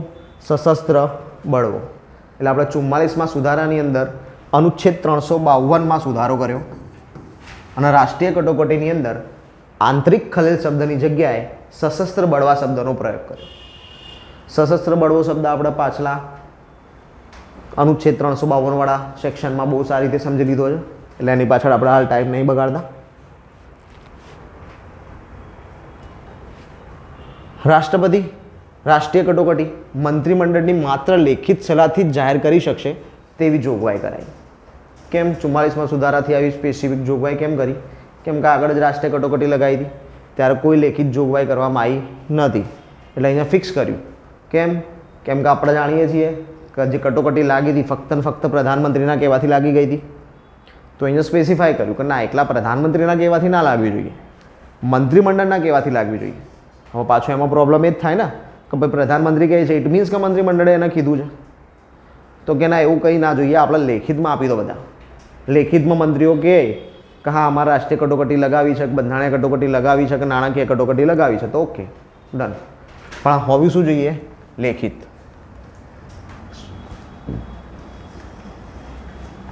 ડન. લેખિતમાં નહીં આપો ત્યાં સુધી કટોકટી લાગુ થશે નહીં. રાષ્ટ્રીય કટોકટી અને રાષ્ટ્રપતિ શાસન અંગે અમુક પ્રક્રિયાગત સલામતીની જોગવાઈઓ. રાષ્ટ્રીય કટોકટી અને રાષ્ટ્રપતિ શાસન અંગેની અમુક પ્રક્રિયાગત સલામતીની જોગવાઈઓના ઉમેરવામાં આવી, બરકરાર રાખવામાં આવી. ડન. કે ભાઈ આપણે જોયું કે રાષ્ટ્રપતિ શાસન આગળ પાછળ જોયું હતું ને, 6 મહિનાની જગ્યાએ 1 વર્ષ કરી દીધું 42માં સુધારામાં. તો ફરી પાછું આપણે શું કરી દીધું? 1 વર્ષની જગ્યાએ 6 મહિના. એટલે રાષ્ટ્રપતિ શાસનની જોગવાઈ ફરી પાછી જેવી હતી એવી થઈ ગઈ. રાષ્ટ્રીય કટોકટી માટે આપણે જોયું હતું સમય અવધિ વધારી દેવામાં આવી છે. લોકસભા અને વિધાનસભાનો કાર્યકાળ વધારી દીધો હતો, એ બી આપણે પાછો ઘટાડી દીધો. મિલકતના મૂળભૂત અધિકારને રદ કરી તેને કાયદાકીય અધિકાર બનાવાયો. ડન. હવે આના 42માં સુધારા જોડે લેવા દેવા નથી. એટલે આપણા પરીક્ષામાં કન્ફ્યુઝ થઈએ છીએ જ્યારે મિલકતનો અધિકાર પૂછાય ને ત્યારે 42માં સુધારાથી થયું કે 44માં સુધારાથી થયું. તો મિલકતનો અધિકાર રદ થયો એ કયા સુધારાથી થયો? 44માં સુધારાથી. હવે આને યાદ કેવી રીતે રાખશો કે સાહેબ 44મો જ સુધારો આવે, 42મો ના જ આવે? કેવી રીતે યાદ રહેશે? કેમ કે પરીક્ષામાં તો કન્ફ્યુઝન થાય જ છે ને કે ભાઈ 42મો સુધારો થયો તો 44મો સુધારો થયો તો પરીક્ષામાં શ્યોરલી યાદ રાખવા માટે શું કરશો?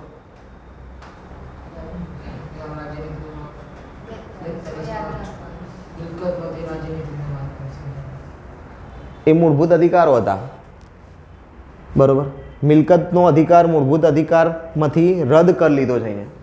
અને ત્યાં આપણે શું જોગવાઈ જોઈ હતી કે મૂળભૂત અધિકાર કરતાં રાજનીતિના માદક સિદ્ધાંતોને વધારે પ્રાધાન્ય આપ્યું હતું. બંને વાત જુદી છે. આને લગતું 42માં સુધારામાં કંઈ નથી થયું. ડન. તો યાદ શું રાખીશું કે મોરારજી દેસાઈના સમયમાં થયું. ડન. આપણે યાદ શું રાખવાનું? મિલકતનો અધિકાર કોને છીનવ્યો? મોરારજી દેસાઈએ છીનવ્યો. આ યાદ રાખવા માટે હો, પછી એવું ના થાય કે ના સાહેબ મોરારજી દેસાઈએ છીનવી લીધો હતો. આપણે યાદ રાખવા માટે. કેમ કે એ સમયે સુધારો 44મો સુધારો થયો ત્યારે પ્રધાનમંત્રી કોણ છે? મોરારજી દેસાઈ.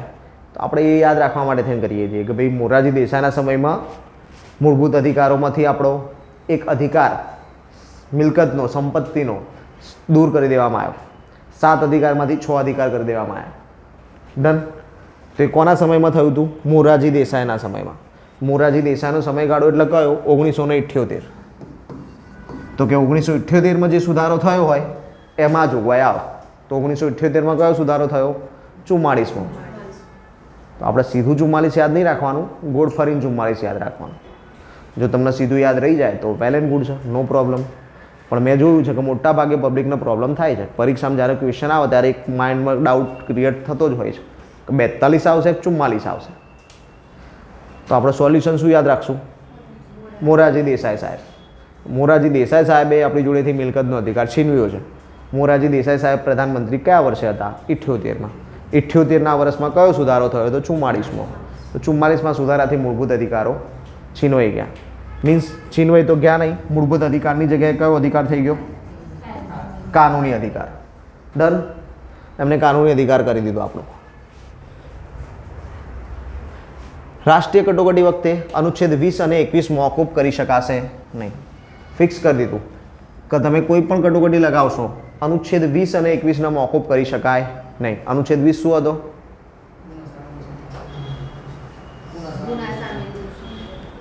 ગુના સામે દોષ સીધી, એના સામે રક્ષણ હતું. ઇટ મીન્સ કે તમને જ્યારે ઈચ્છા થાય જેની ઈચ્છા થાય એની ધરપકડ કરી લઈ શકે નહીં. બીજો છે અનુચ્છેદ 21 જીવન જીવવાનો અધિકાર.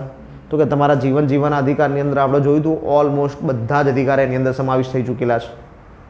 હરવા ફરવાનો, ખાવા પીવાનો, બધા જ અધિકાર એની અંદર આવે છે. તો 21ની અંદર બધું સમાવેશ છે. એટલે 20 અને 21 આ બે અધિકાર રાષ્ટ્રીય કટોકટી હોવા છતાં પણ મોકૂફ કરી શકાય નહીં. રાષ્ટ્રપતિ, ઉપરાષ્ટ્રપતિ, પ્રધાનમંત્રી અને લોકસભાના અધ્યક્ષની ચૂંટણી અંગેના વિવાદો સંદર્ભે કોર્ટની સત્તાઓને પુનઃસ્થાપિત કરવામાં આવી. કેમ? તો કે 42માં સુધારાથી આ બધું છીનવી લેવામાં આવ્યું. 42માં સુધારાથી આ બધી જોગવાઈને શું કરી દીધી હતી? ન્યાયિક સમીક્ષાથી પરે, મતલબ કે ન્યાયાલયમાં પડકારી શકાય નહીં. કેમ આવું થયું હતું? કેમ કે ઇન્દિરા ગાંધી એ સમયના પ્રધાનમંત્રી, એમનું જે ઇલેક્શન થયું હતું એ ઇલેક્શનના અલ્હાબાદ હાઈકોર્ટે શું કર્યું હતું? રદ કરી દીધું હતું કે ભાઈ આ ઇલેક્શન ખોટું છે, ગેરવ્યાજબી છે. ડન. તો એમને શું કર્યું? સુધારો કરી દીધો. ભાઈ ન્યાયાલય પાસે ચૂંટણી ન લગતો ચુકાદો આપવાનો કોઈ અધિકાર છે નહીં. ડન. તો પછી પાછા મોરારજી દેસાઈ સાહેબ આવ્યા, એ કહે ના આ તો હોવું જ જોઈએ. કેમ હોવું જોઈએ? કેમ કે જો નહીં હોય તો પછી બધા શું કરશે? ચૂંટણીની અંદર ગફલા કરશે. તો કે એના કરતાં આ બરાબર છે, ન્યાયતંત્રમાં જાય તો જેને ગફલો કર્યો હોય એ પાછું પદ ઉપરથી દૂર થઈ શકે. ક્લિયર? ઓકે, ચલો હવે આમાં ઇન્ફોર્મેશન માટે કે ભાઈ ઇન્દિરા ગાંધીનું પદ એ વખતે અલ્હાબાદ હાઈકોર્ટે કયા કારણોસર રદ કરી દીધું? કયું કારણ આપીને એવું કીધું હતું કે ભાઈ તમે પોતાની સત્તાનો દુરુપયોગ કર્યો છે? તો કે એમને એ સમયે સરકારી વાહનોનો ઉપયોગ કર્યો હતો પ્રચાર માટે. પ્રચાર માટે સરકારી સંપત્તિનો ઉપયોગ કર્યો હતો. મીન્સ પ્રચાર કરવો હોય, પ્રચારના માટે જવું હોય તો તમે સરકારી મિલકતને વાપરી શકો નહીં. ઇલેક્શનનો પ્રચાર તમારે તમારા રૂપિયે કરવાનો હોય, તમારા પૈસેથી કરવાનો હોય. તમે સરકારી સંપત્તિનો ઉપયોગ કરીને પ્રચાર કરી શકતા નથી. એટલે એ સમયે એમને હેલિકોપ્ટર કાં તો એરોપ્લેન યુઝ કર્યું હતું સરકારી, અને એનું પેમેન્ટ સરકારી ખાતામાંથી થયું હતું. એટલા માટે એમની આ ચૂંટણીને રદ કરી દેવામાં આવી. ડન. યાદ રહેશે. અને ચૂંટણી રદ થઈ એમની એટલે હવે પ્રધાનમંત્રી રહી નહીં શકે. તો પ્રધાનમંત્રી તરીકે બરકરાર રહેવા માટે એમને શું કર્યું? તાત્કાલિક રાષ્ટ્રીય કટોકટી લાગુ કરી દીધી. કટોકટી લાગુ કરીને એમને શું કર્યો? 42મો સુધારો કે ભાઈ ન્યાયતંત્ર આ ઇલેક્શન્સ ઉપર કાર્યવાહી કરી શકશે નહીં. ડન છે. એટલે ફરી પાછું 44મો સુધારો કરીને મોરારજી દેસાઈએ એ જે જોગવાઈ ચેન્જ કરવામાં આવી હતી એને ફરી શું કરી દીધી? ફરી જેવી હતી મૂળ સ્થિતિમાં પાછી લાવી દીધી. લગી જો પુનઃસ્થાપિત કરી, મૂળ સ્થિતિમાં જેવી હતી એવી ને એવી કરી દીધી. ચલો ડન. 44મો સુધારો ફરી જોઈ લઈએ એક વખત. 44મો સુધારો, લોકસભા વિધાનસભાનો કાર્યકાળ ફરી 5 વર્ષ થઈ ગયો. 42માં સુધારામાં 6 વર્ષ કર્યો હતો. સંસદ અને રાજ્ય વિધાનમંડળમાં કોરમની જોગવાઈ પુનઃસ્થાપિત કરી. 42માં સુધારામાં હટાવી દેવામાં આવી હતી. સંસદના વિશેષ અધિકારમાંથી બ્રિટિશ હાઉસ ઓફ કોમન્સનો ઉલ્લેખ રદ કરી દેવામાં આવ્યો. સંસદ અને રાજ્ય વિધાનમંડળની કાર્યવાહીની વાસ્તવિક અહેવાલના સમાચાર પત્રના પ્રકાશનને ફરીથી મંજૂરી આપી દેવામાં આવી. રાષ્ટ્રપતિને મંત્રીમંડળની સલાહને એકવાર પુનઃ વિચારણા માટે મોકલવાની સત્તા આપવામાં આવી. 42માં સુધારામાં શું કીધું હતું? પુનઃ વિચારણા માટે નહીં મોકલવાનું, સાઇન કરી દેવાની. પણ અહીંયા 44માં સુધારાથી શું કરવામાં આવ્યું કે એક વખત પુનઃ વિચારણા માટે પરત કરી શકાય. વટહુકમ જાહેર કરવાની રાષ્ટ્રપતિ અને રાજ્યપાલની જે સત્તા હોય છે એના શું કરી દેવામાં આવ્યું? આખરી ગણવાની જે જોગવાઈ 42માં સુધારાથી કરી હતી કે ભાઈ રાજ્યપાલે વટહુકમ જાહેર કર્યો, ઇટ મીન્સ કે એ ફૂલ એન્ડ ફાઇનલ છે, સંસદની વિધાનસભાની મંજૂરીની જરૂર નથી. તો કે ના, એવું નહીં. અહીંયા ફરી પાછું ચેન્જ કરીને શું કરી દીધું કે મંજૂરી લેવી પડશે. સર્વોચ્ચ ન્યાયાલય અને ઉચ્ચ ન્યાયાલયોની અમુક સત્તાઓ પુનઃસ્થાપિત કરી દેવામાં આવી. જે સત્તાઓ છીનવી હતી, આપણે ઘણી બધી સત્તાઓ, એક સત્તા તો જોઈ ચૂંટણી બાબતની, પ્લસ બીજી સત્તાઓ હતી નીચલા ન્યાયાલયોની સ્થાપનાની. તો એ બધી જોગવાઈ શું કરી? પુનઃ બહાલ કરી. રાષ્ટ્રીય કટોકટીના સંદર્ભમાં આંતરિક ખલેલ શબ્દ હટાવીને શું કર્યો હતો? સશસ્ત્ર બળવો. રાષ્ટ્રપતિ રાષ્ટ્રીય કટોકટી મંત્રીમંડળની માત્ર લેખિત સલાહથી જ માન્ય કરશે એવી જોગવાઈ ઉમેરી દીધી. કેમ? કેમ કે 42માં સુધારા પહેલાં મૂળ કટોકટી લગાવવામાં આવી. એ સમયે શું થયું હતું? ઇન્દિરા ગાંધીજીએ પ્રધાનમંત્રી તરીકેના પાવર્સ વાપરીને રાષ્ટ્રપતિ જોડે કટોકટી કરાવડાવી હતી. લેખિતમાં ક્યાંય કોઈ મંત્રીમંડળની વાત થઈ નહોતી. એટલે અહીંયા સ્પષ્ટતા કરી કે લેખિતમાં આપો ત્યારે જઈને કટોકટી લાગશે. રાષ્ટ્રીય કટોકટી અને રાષ્ટ્રપતિ શાસનની જોગવાઈઓ ફરીથી અમલી કરી દીધી. આપણે જોયું 42માં સુધારામાં રાષ્ટ્રપતિ શાસનના 6 મહિનાની જગ્યાએ 1 વર્ષ કરી દીધું હતું. 44માં સુધારાથી ફરી આપણે 1 વર્ષનું 6 મહિના કર્યું. મિલકતના મૂળભૂત અધિકારને રદ કરીને કાયદાકીય અધિકાર બનાવી દીધો. ડન. મોરારજી દેસાઈનો સમયગાળો વર્ષ 1978, 44મો સુધારો. રાષ્ટ્રીય કટોકટી વખતે અનુચ્છેદ 20 અને 21 મોકૂફ રાખી શકાય નહીં. રાષ્ટ્રપતિ, ઉપરાષ્ટ્રપતિ, પ્રધાનમંત્રી અને લોકસભાના સ્પીકરની ચૂંટણીના વિવાદોને કોર્ટમાં પડકારી શકવાની જોગવાઈને ફરીથી બહાલ કરવામાં આવી કે એને ફરીથી કોર્ટમાં પડકારી શકાય. ચલો નેક્સ્ટ આપણી જોડે સુધારો છે 52મો સુધારો. યર છે 1985, 1985. અનુસૂચિ 10. આગળ પણ આપણે અનુસૂચિ 10 જોઈ ગયા. શેના માટે હતી? સિક્કિમ. કયો બંધારણીય સુધારો? 34મો બંધારણીય સુધારો. 34માં આપણે દાખલ કરી, 35માં આપણે રદ કરી દીધી. ફરીથી હવે કયા સુધારાથી ઉમેરીએ છીએ? 52માં સુધારાથી. વર્ષ 1985, રાજીવ ગાંધીજીનો કાર્યકાળ. અનુસૂચિ 10 પક્ષપલટા વિરોધી કાયદો ઉમેરવામાં આવ્યો. પક્ષપલટા વિરોધી કાયદાને આપણે શું કરી દીધું છે? ઉમેરણ કર્યું છે. મેં આ સારી રીતે યાદ રાખવા માટે તમને હોમવર્ક પણ આપ્યું હતું કે આયારામ ગયારામ વાળું જે છે એ સ્ટ્રક્ચર સર્ચ કરીને એને વાંચી લેજો એક વખત, તો તમારા માઇન્ડમાં ફિક્સ થઈ જશે કે પક્ષપલટા વિરોધી કાયદો કેમ લાવવામાં આવ્યો હતો. જે અંતર્ગત સંસદના સભ્ય કે વિધાનસભાના સભ્યને રાજનૈતિક પક્ષ બદલવા ઉપર પ્રતિબંધ મૂકવામાં આવ્યો. જો પક્ષ બદલે તો તે ગેરલાયક જાહેર કરી શકાય. નન પક્ષ ના બદલી શકે. જો બદલશે તો શું થશે? ગેરલાયક, સભ્ય ગણી શકાશે નહીં. ચલો નેક્સ્ટ છે 61મો બંધારણીય સુધારો. 61, 1989. રાજીવ ગાંધીજીનો કાર્યકાળ. મતદાન કરવાની ઉંમર 21 વર્ષથી ઘટાડી 18 કરવામાં આવી. ડન. તો કે 89 સુધી શું હતું? 89 સુધી કેટલા વર્ષના લોકો વોટિંગ કરતા? 21 વર્ષના લોકો વોટિંગ કરતા. પણ હાલ આપણે જોઈએ છીએ કે આપણે પોતે 18 વર્ષના થયા ત્યારથી વોટિંગ કરીએ છીએ. તો કે 18 વર્ષના થયા ત્યારથી આપણે વોટિંગ કરી શકીએ. એ માટેનો અધિકાર આપણને ક્યાંથી મળ્યો? 61માં સુધારાથી 1989માં. કોના સમયગાળામાં? પ્રધાનમંત્રી હતા રાજીવ ગાંધી. રાજીવ ગાંધીજીના સમયગાળા. ડન. ચલો ત્યાર પછી છે 65, 65મો બંધારણીય સુધારો. વર્ષ 1990. 65મો સુધારો વર્ષ 1990.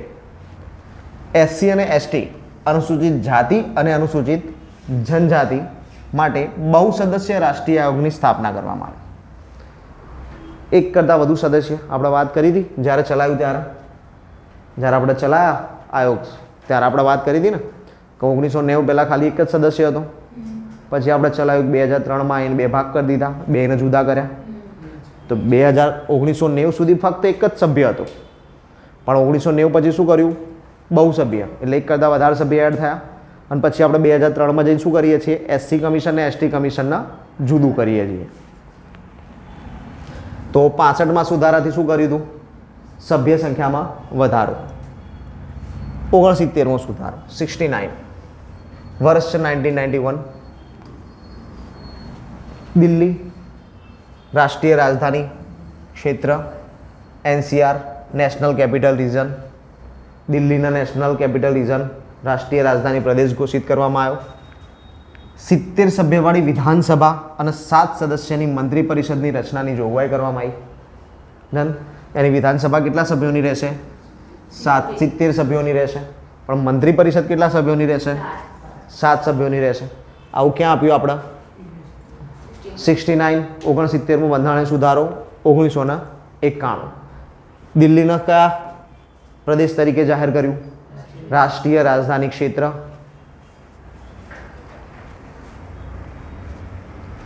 ત્યાર પછી છે 73rd 73મો બંધારણીય સુધારો જોઈ ગયા છીએ આપણે. વર્ષ હતું 1992. પંચાયતી રાજ સંસ્થાને બંધારણીય દરજ્જો આપવામાં આવ્યો. કઈ અનુસૂચિ ઉમેરી આપણે? 11મી અનુસૂચિ ઉમેરી. 11મી અનુસૂચિમાં કેટલા વિષયો ઉમેર્યા હતા? 29 વિષયો ઉમેર્યા હતા. ડન, યાદ રહેશે. 73મો સુધારો 1992. 74મો સુધારો 1992. નગરપાલિકા અનુસૂચિ 12 18 વિષય. ક્લિયર? આ બધું આપણે જોઈ ચૂક્યા છીએ. ફરીથી ખાલી બંધારણીય સુધારામાં રિપીટ કરીએ છીએ. 73મો અને 74મો કન્ટિન્યુઅસ. ઓકે, તમે આના પ્રશ્નો લાસ્ટ જીપીએસસીમાં પણ જોયા. લાસ્ટ જીપીએસસીની જે 20 એપ્રિલે એક્ઝામ લીધી છે એમાં પણ આ તમે જોઈ લીધું કે આના પ્રશ્નો પૂછાય છે. તો યાદ રાખવા પડશે. પહેલાં કયો સુધારો થયો? પંચાયતી રાજનો. પછી કયો થયો? સ્થાનિક સ્વરાજ્યનો, એટલે કે નગરપાલિકાઓનો, મ્યુનિસિપલ કોર્પોરેશન્સનો. બંને કયા વર્ષે થયા? એક જ વર્ષ 1992. ડન. પહેલાં અનુસૂચિ 11 ઉમેરાય, પછી અનુસૂચિ 12. 11માં શું આવશે? પંચાયતી રાજ. 12માં શું આવશે? સ્થાનિક સ્વરાજ્યની સંસ્થાઓ, નગરપાલિકાઓ. વિષયો કેટલા આવશે? તો કે પંચાયત પાસે 29, નગરપાલિકા પાસે 18. ક્લિયર? યાદ રહેશે આટલું? આગળ વધીએ.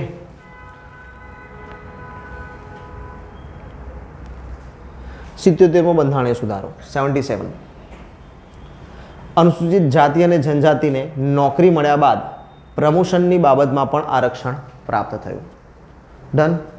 પ્રમોશન જે આપણે કહીએ છીએ કે બઢતી, બરોબર, બઢતીની અંદર જે અનામત આપવામાં આવી, કોને મળી છે? પર્ટિક્યુલર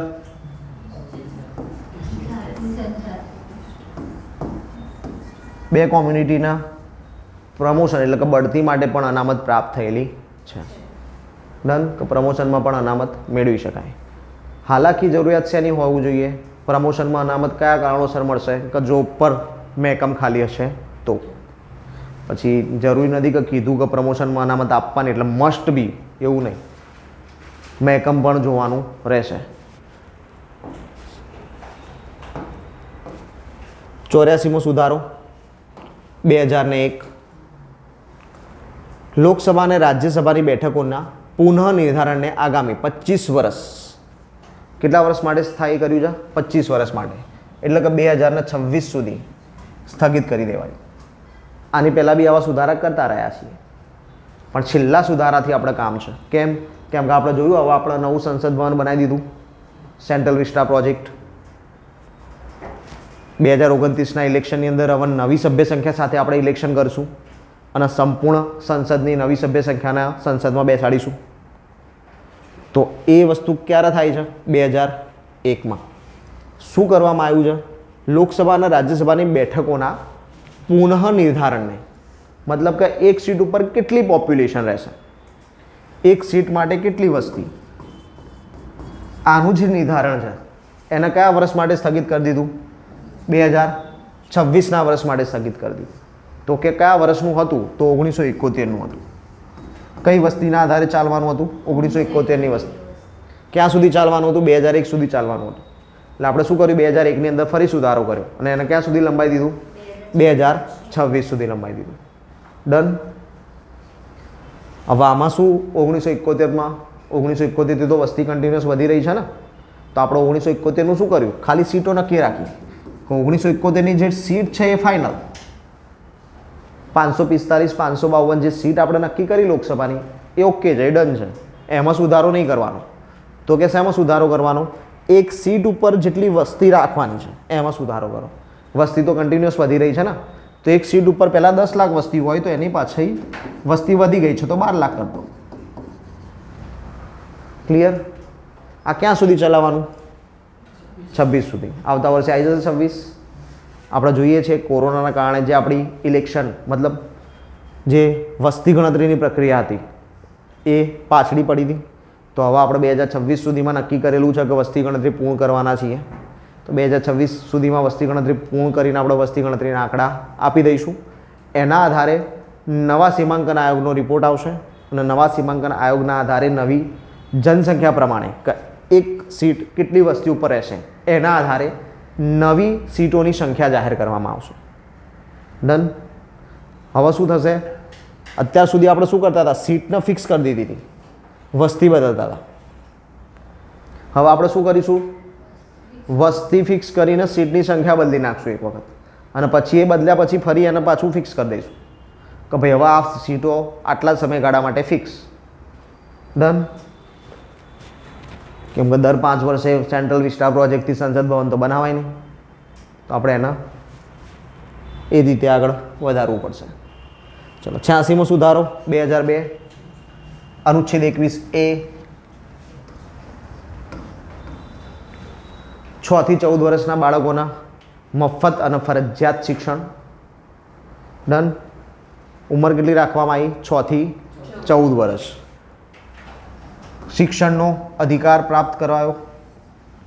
શિક્ષણના અધિકારને શું કરી દેવામાં આવ્યો? મૂળભૂત અધિકાર બનાવી દેવામાં આવ્યો. કે જે પહેલાં શેમાં હતું? રાજનીતિના માર્ગદર્શક સિદ્ધાંતોમાં. ક્યાં લઈ લેવામાં આવ્યું? મૂળભૂત અધિકારોમાં. અનુચ્છેદ કયો ઉમેરાયો? 21A. કયો બંધારણીય સુધારો?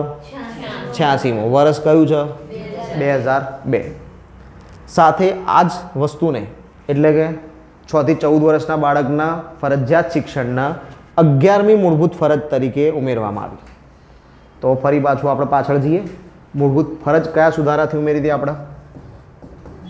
મૂળભૂત ફરજો આપણે કયા બંધારણીય સુધારાથી ઉમેરી હતી? 42માં સુધારાથી ઉમેરી હતી. સુવર્ણસિંહ સમિતિ હતી એની ભલામણ. અનુચ્છેદ 51A ભાગ 4A. એનાથી આપણે ટોટલ કેટલી ફરજો ઉમેરી હતી? તો 10. અને 11મી ફરજ આપણે ક્યારે ઉમેરી? 86મા બંધારણીય સુધારાથી. બરોબર. 11મી ફરજ શું છે? તો કે 6 થી 14 વર્ષના બાળકના ભણાવવાની ફરજ કોની રહેશે? એના વાલીની. વાલી તરીકે એના માતા પિતાની.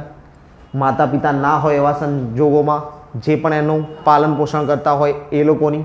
એટલે આપણે અહીંયા શબ્દ શું વાપરીએ છીએ? વાલી, ના કે માતા પિતા ખાલી. જો અહીંયા લખ્યું છે બાળકોને તેમના માતા પિતા અથવા વાલી શિક્ષણ આપશે. માતા પિતા કદાચ નથી જેના માતા પિતા એના માટે શું? તો કે વાલી. ડન. અનાથ આશ્રમમાં પણ આપણે જોઈએ છીએ કે અનાથ આશ્રમ માટે કોણ છે? સરકાર વાલી છે. તો સરકાર શિક્ષણની ફેસિલિટી પૂરી પાડશે.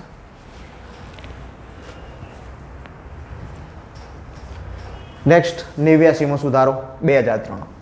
હમણાં હાલ જ આપણે જોઈ લીધું. એક સદસ્યમાંથી બહુ સદસ્ય કરી દીધું. કયો સુધારો હતો સાહેબ? ભૂલી ગયા. 42મો 44મો યાદ રહ્યો?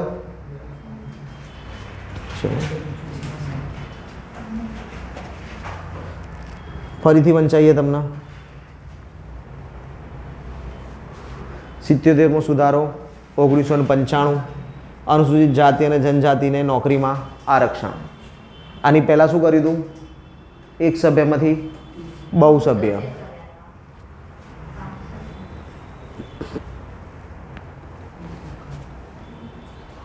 પાસઠમો સુધારો 1990. 90માં શું કર્યું? એક સદસ્યમાંથી બહુ સદસ્ય. ડન. 95માં શું કર્યું? 95ની વાત છે. પ્રમોશન. પ્રમોશનની અંદર અનામત આપી. આની અંદર શું કર્યું હતું? 90ની અંદર 65મો સુધારો એક જ સભ્ય હતો એની જગ્યાએ કેવું કર્યું? બહુ સદસ્ય. એક કરતાં વધુ સદસ્ય આપ્યા. અને 77માં સુધારામાં શું કર્યું હતું? પ્રમોશનની અંદર શું આપીએ? અનામત.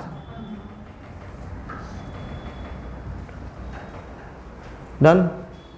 તો બે ભાગ કરી દીધા. એસસી આયોગ જુદું, એસટી આયોગ જુદું. આપણે જોઈ ચૂક્યા હતા આ વસ્તુ.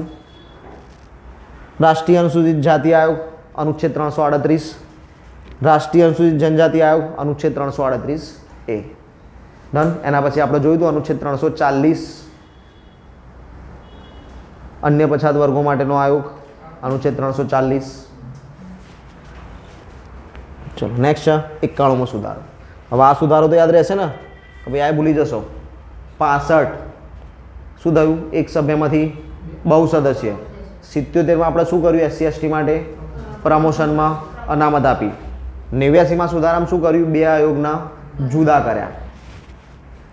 91માં સુધારો 2003.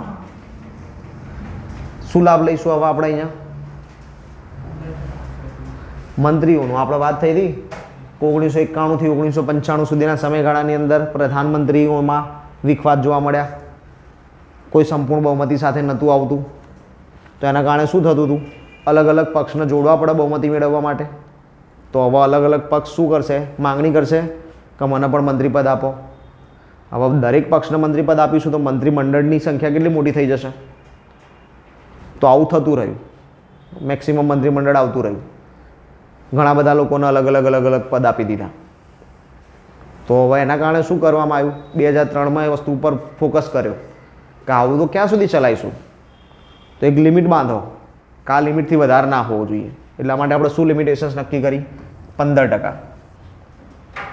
ડન કે 15%. પણ 15% કેમ લખ્યું? સભ્ય ના લખી શકાય? તો કે ના, ભવિષ્યમાં સભ્ય સંખ્યા બદલાવાની છે. તો પછી ત્યારે સભ્ય સંખ્યા બદલવી પડશે. એના કરતાં બેટર છે 15% લખી દો. સભ્ય સંખ્યા બદલવાની જરૂર નથી. જ્યારે પણ સભ્ય સંખ્યા બદલાશે એના 15% લઈ લેવાના. ડન. અને ઓછામાં ઓછા મિનિમમ કેટલા સભ્યો રાખ્યા? 12. મિનિમમ ડિસાઇડ કર્યું કે ઓછામાં ઓછા 12 સભ્યો તો મંત્રીમંડળમાં હોવા જ જોઈએ. પ્લસ 15%થી વધારે હોવા જોઈએ નહીં. ક્લિયર? 15 સભ્ય નથી, 15%. ડન. 545 સભ્ય છે તો એના 15%થી વધુ મંત્રીમંડળમાં ના હોવા જોઈએ. ગુજરાતની વિધાનસભાની 182ની સિટિંગ છે તો 182ના 15%થી વધુ મંત્રીમંડળમાં ના હોવા જોઈએ. ક્લિયર? અહીંયા 12 સભ્ય કેમ લખીને આપ્યા? તો ફોર એક્ઝામ્પલ કોઈકની સભ્ય સંખ્યા બહુ ઓછી છે, 40 જ સભ્ય સંખ્યા છે વિધાનસભાની. તો વિધાનસભાની સભ્ય સંખ્યા 40 છે, એના 15% કરશું તો કંઈ નહીં મળે હાથમાં. તો અહીંયા લખીને આપ્યું કે ભાઈ ઓછામાં ઓછા 12 તો રાખવાના છે. ક્લિયર? અપવાદ છે દિલ્હીમાં 7 અને પુડુચેરીમાં 6.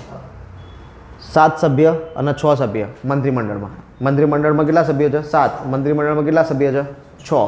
તો કે 12 સભ્ય રાખવાની વાત કરી છે પણ અહીંયા 6 અને 7 જોવા મળે છે.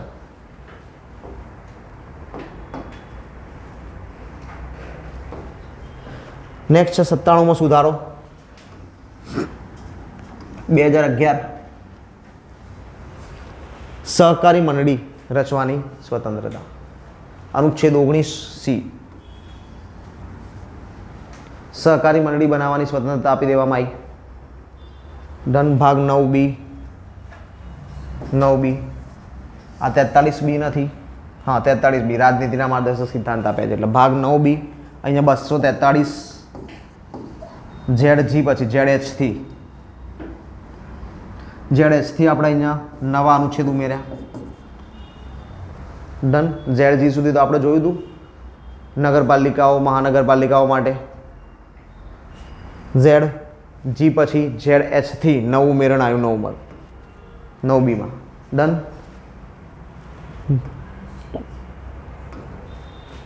ચલો, સહકારી મંડળી ઉમેરાઈ. અનુચ્છેદ 19C. સાથે જ સહકારી મંડળીઓ માટે ભાગ 9B. અનુચ્છેદ 243 ZH થી આગળ અનુચ્છેદો આપણે ઉમેર્યા છે.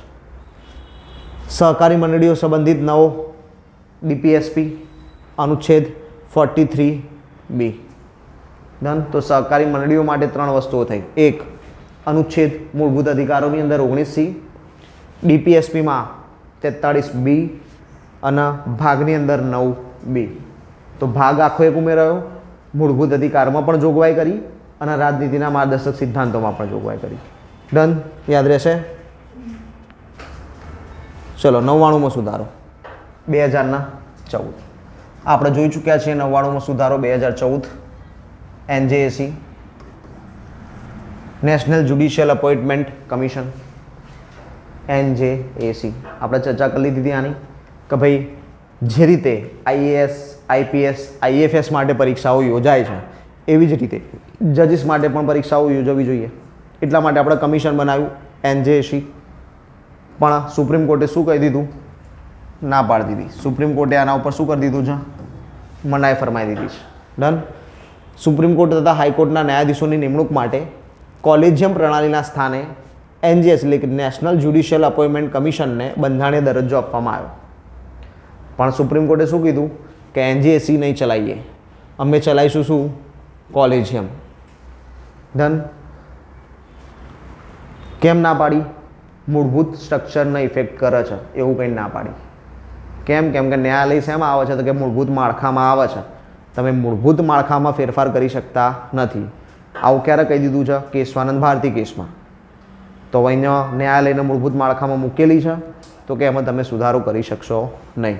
તમારે કોલેજિયમ પદ્ધતિને માન્ય રાખવી પડશે. સાથે જ આપણે 4 જજીસ કેસ પણ જોઈ લીધા હતા. ડન.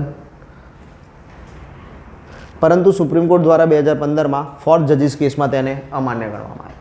ડન. આપણે 4 જજીસ કેસ જોયા હતા. એમાં ચોથા જજીસ કેસમાં આવી ગયું હતું આ વસ્તુ. એસપી ગુપ્તા કેસ, ફર્સ્ટ જજીસ કેસ. પછી આપણે આગળ જતાં જોયું હતું કે યુનિયન કયું વકીલ એસોસિએશન એને કેસ કર્યો હતો. તો આ રીતે અલગ કેસીસ આપણે જોઈ લીધા હતા 4 અને 4 કેસીસમાં આપણે ફાઇનલી ચોથા કેસમાં કીધું હતું કે એનજેએસીને શું કરી દેવામાં આવ્યું છે? અમાન્ય.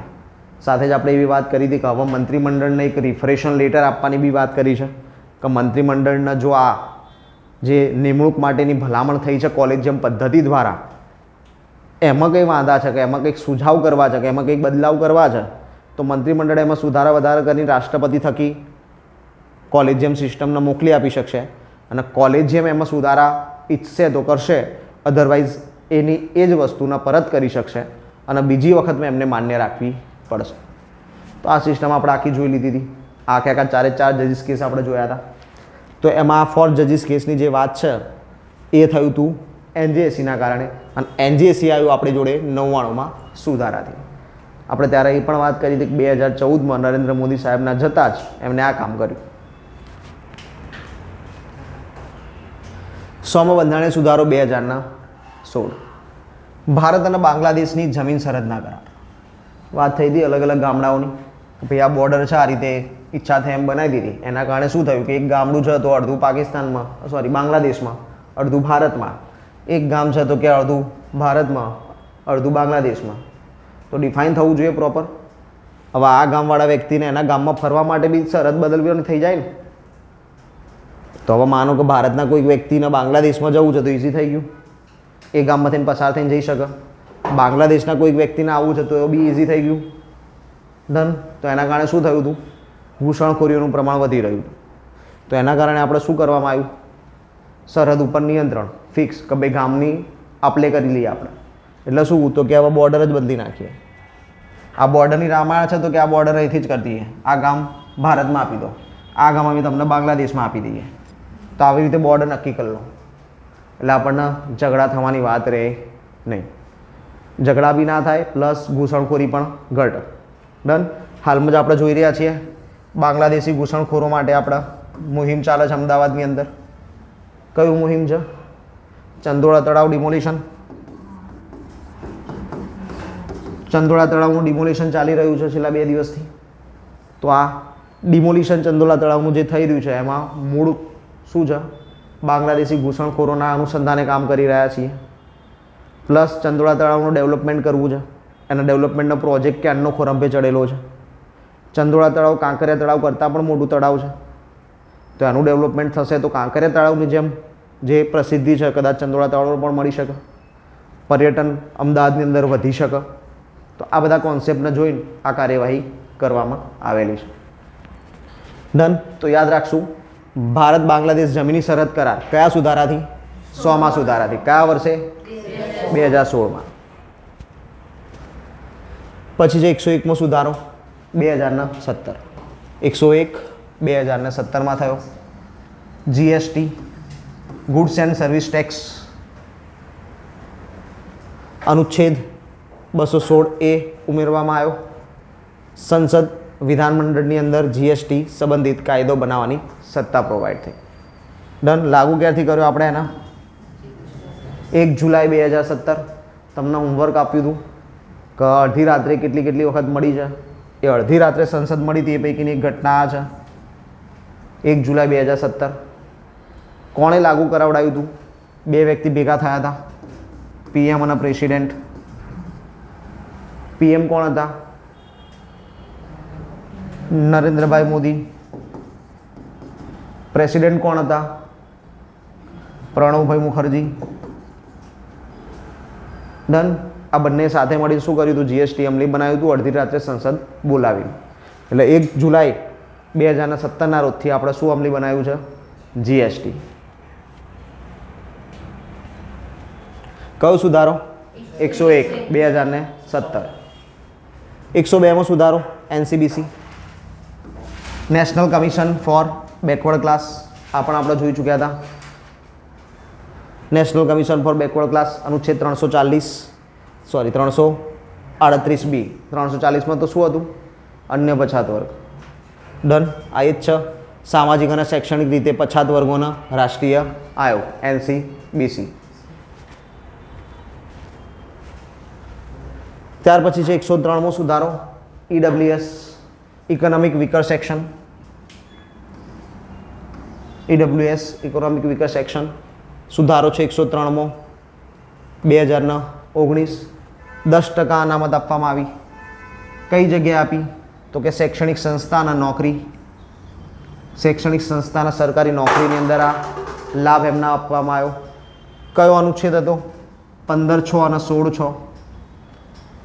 નન અનુચ્છેદ કયા કયા ઉમેર્યા? 15(6) અને 16(6). 10% અનામત આપી. કઈ જગ્યાએ? સરકારી નોકરી અને એજ્યુકેશન, શિક્ષણ, આ બેમાં આપી. ચલો નેક્સ્ટ છે 104મો બંધારણીય સુધારો 2019માં જ. લોકસભાના રાજ્ય વિધાનસભામાં અનુસૂચિત જાતિ અને અનુસૂચિત જનજાતિ માટે અનામત બેઠકોની મુદ્દત 10 વર્ષ માટે વધારવામાં આવી. 10 વર્ષ વધારીને કેટલી કરી દીધી? 2030 સુધીની. તો કે અત્યાર સુધી આપણે આ જ કરતા આવ્યા છીએ. જ્યારે બંધારણ બનાવવામાં આવ્યું ત્યારે એમાં મુદત કેટલા વર્ષની આપી હતી? 10 વર્ષની. તો કે દર 10 વર્ષે આપણે એમાં સુધારો કરીને શું કરીએ છીએ? 10 વર્ષ માટે વધારી દઈએ છીએ. ડન. જ્યારે બંધારણ અમલમાં આવ્યું ત્યારે લોકસભાની અંદર અને રાજ્યની વિધાનસભાની અંદર અનુસૂચિત જાતિ એટલે કે એસસી કોમ્યુનિટી અને અનુસૂચિત જનજાતિ એટલે કે એસટી કોમ્યુનિટી, આ બંને કોમ્યુનિટીને કેટલા વર્ષ માટે અનામત આપી હતી? 10 વર્ષ માટે જ. શેમાં? ફક્ત પોલિટિક્સમાં. શેની અંદર વાત કરીએ છીએ? તો કે લોકસભા અને વિધાનસભામાં જ. બાકી બધી જગ્યાએ જે અનામત આપવામાં આવેલી છે એમાં કોઈ સમયગાળો નથી આપેલો. મીન્સ કે આપણે આગળ જોયું ઈડબ્લ્યુએસનો અનામત, તો એજ્યુકેશનમાં સરકારી નોકરીમાં જે એસસી એસટીને અનામત આપી હતી એના માટે કોઈ સમયગાળો નહોતો કે આટલા વર્ષ પછી પૂર્ણ કરવાની છે. નહીં, એ આપી દીધું છે, એમાં કોઈ સમયગાળાની વાત નથી. પણ લોકસભા અને વિધાનસભામાં આપણે 10 વર્ષની વાત કરી હતી કે લોકસભા અને વિધાનસભા માટે કાયમ માટે અનામત રહેશે નહીં. એ 10 વર્ષ પછી આપણે બંધ કરી દઈશું. પણ આપણે દર 10 વર્ષે શું કરીએ છીએ? એમાં 10 વર્ષનો વધારો. તો છેલ્લે આપણે આ વધારો ક્યારે કર્યો? 104મો સુધારો 2019. તો 2020થી 2030 સુધી એને શું કરી દેવામાં આવ્યું? લંબાઈ દેવામાં આવ્યું. લોકસભાના વિધાનસભામાં એંગ્લો ઇન્ડિયન્સની જોગવાઈના રદ કરી દીધી. અનુચ્છેદ 331. ડન. આપણે કીધું હતું લોકસભામાં 2 એંગ્લો ઇન્ડિયન્સની નિમણૂક રાષ્ટ્રપતિ કરે, વિધાનસભામાં 1 એંગ્લો ઇન્ડિયન્સની નિમણૂક રાજ્યપાલ કરશે. તો આ જે જોગવાઈઓ હતી એને શું કરી દેવામાં આવી? રદ કરી દેવામાં આવી. તો કે કેમ રદ કરી? કારણ કે એંગ્લો ઇન્ડિયન્સની વસ્તીનું પ્રમાણ હવે એટલું રહ્યું નથી. ડન. તો એના માટે આપણે શું કરી દીધું છે? આ જોગવાઈને રદ કરી દીધી છે. કયા સુધારાથી? 104માં સુધારાથી 2019માં. છેલ્લો 105મો સુધારો 2021ની અંદર આપણે કર્યો. શેના માટે? એસસીબીસી, સામાજિક અને શૈક્ષણિક રીતે પછાત. દરેક રાજ્ય સરકારે પોતાના અધિકાર ક્ષેત્ર અંતર્ગત એક અલગ એસસીબીસી સામાજિક અને શૈક્ષણિક રીતે પછાત યાદી તૈયાર કરવાનો અધિકાર આપી દેવામાં આવ્યો. કેન્દ્ર અને રાજ્યની અલગ અલગ એસસીબીસી યાદી રહેશે.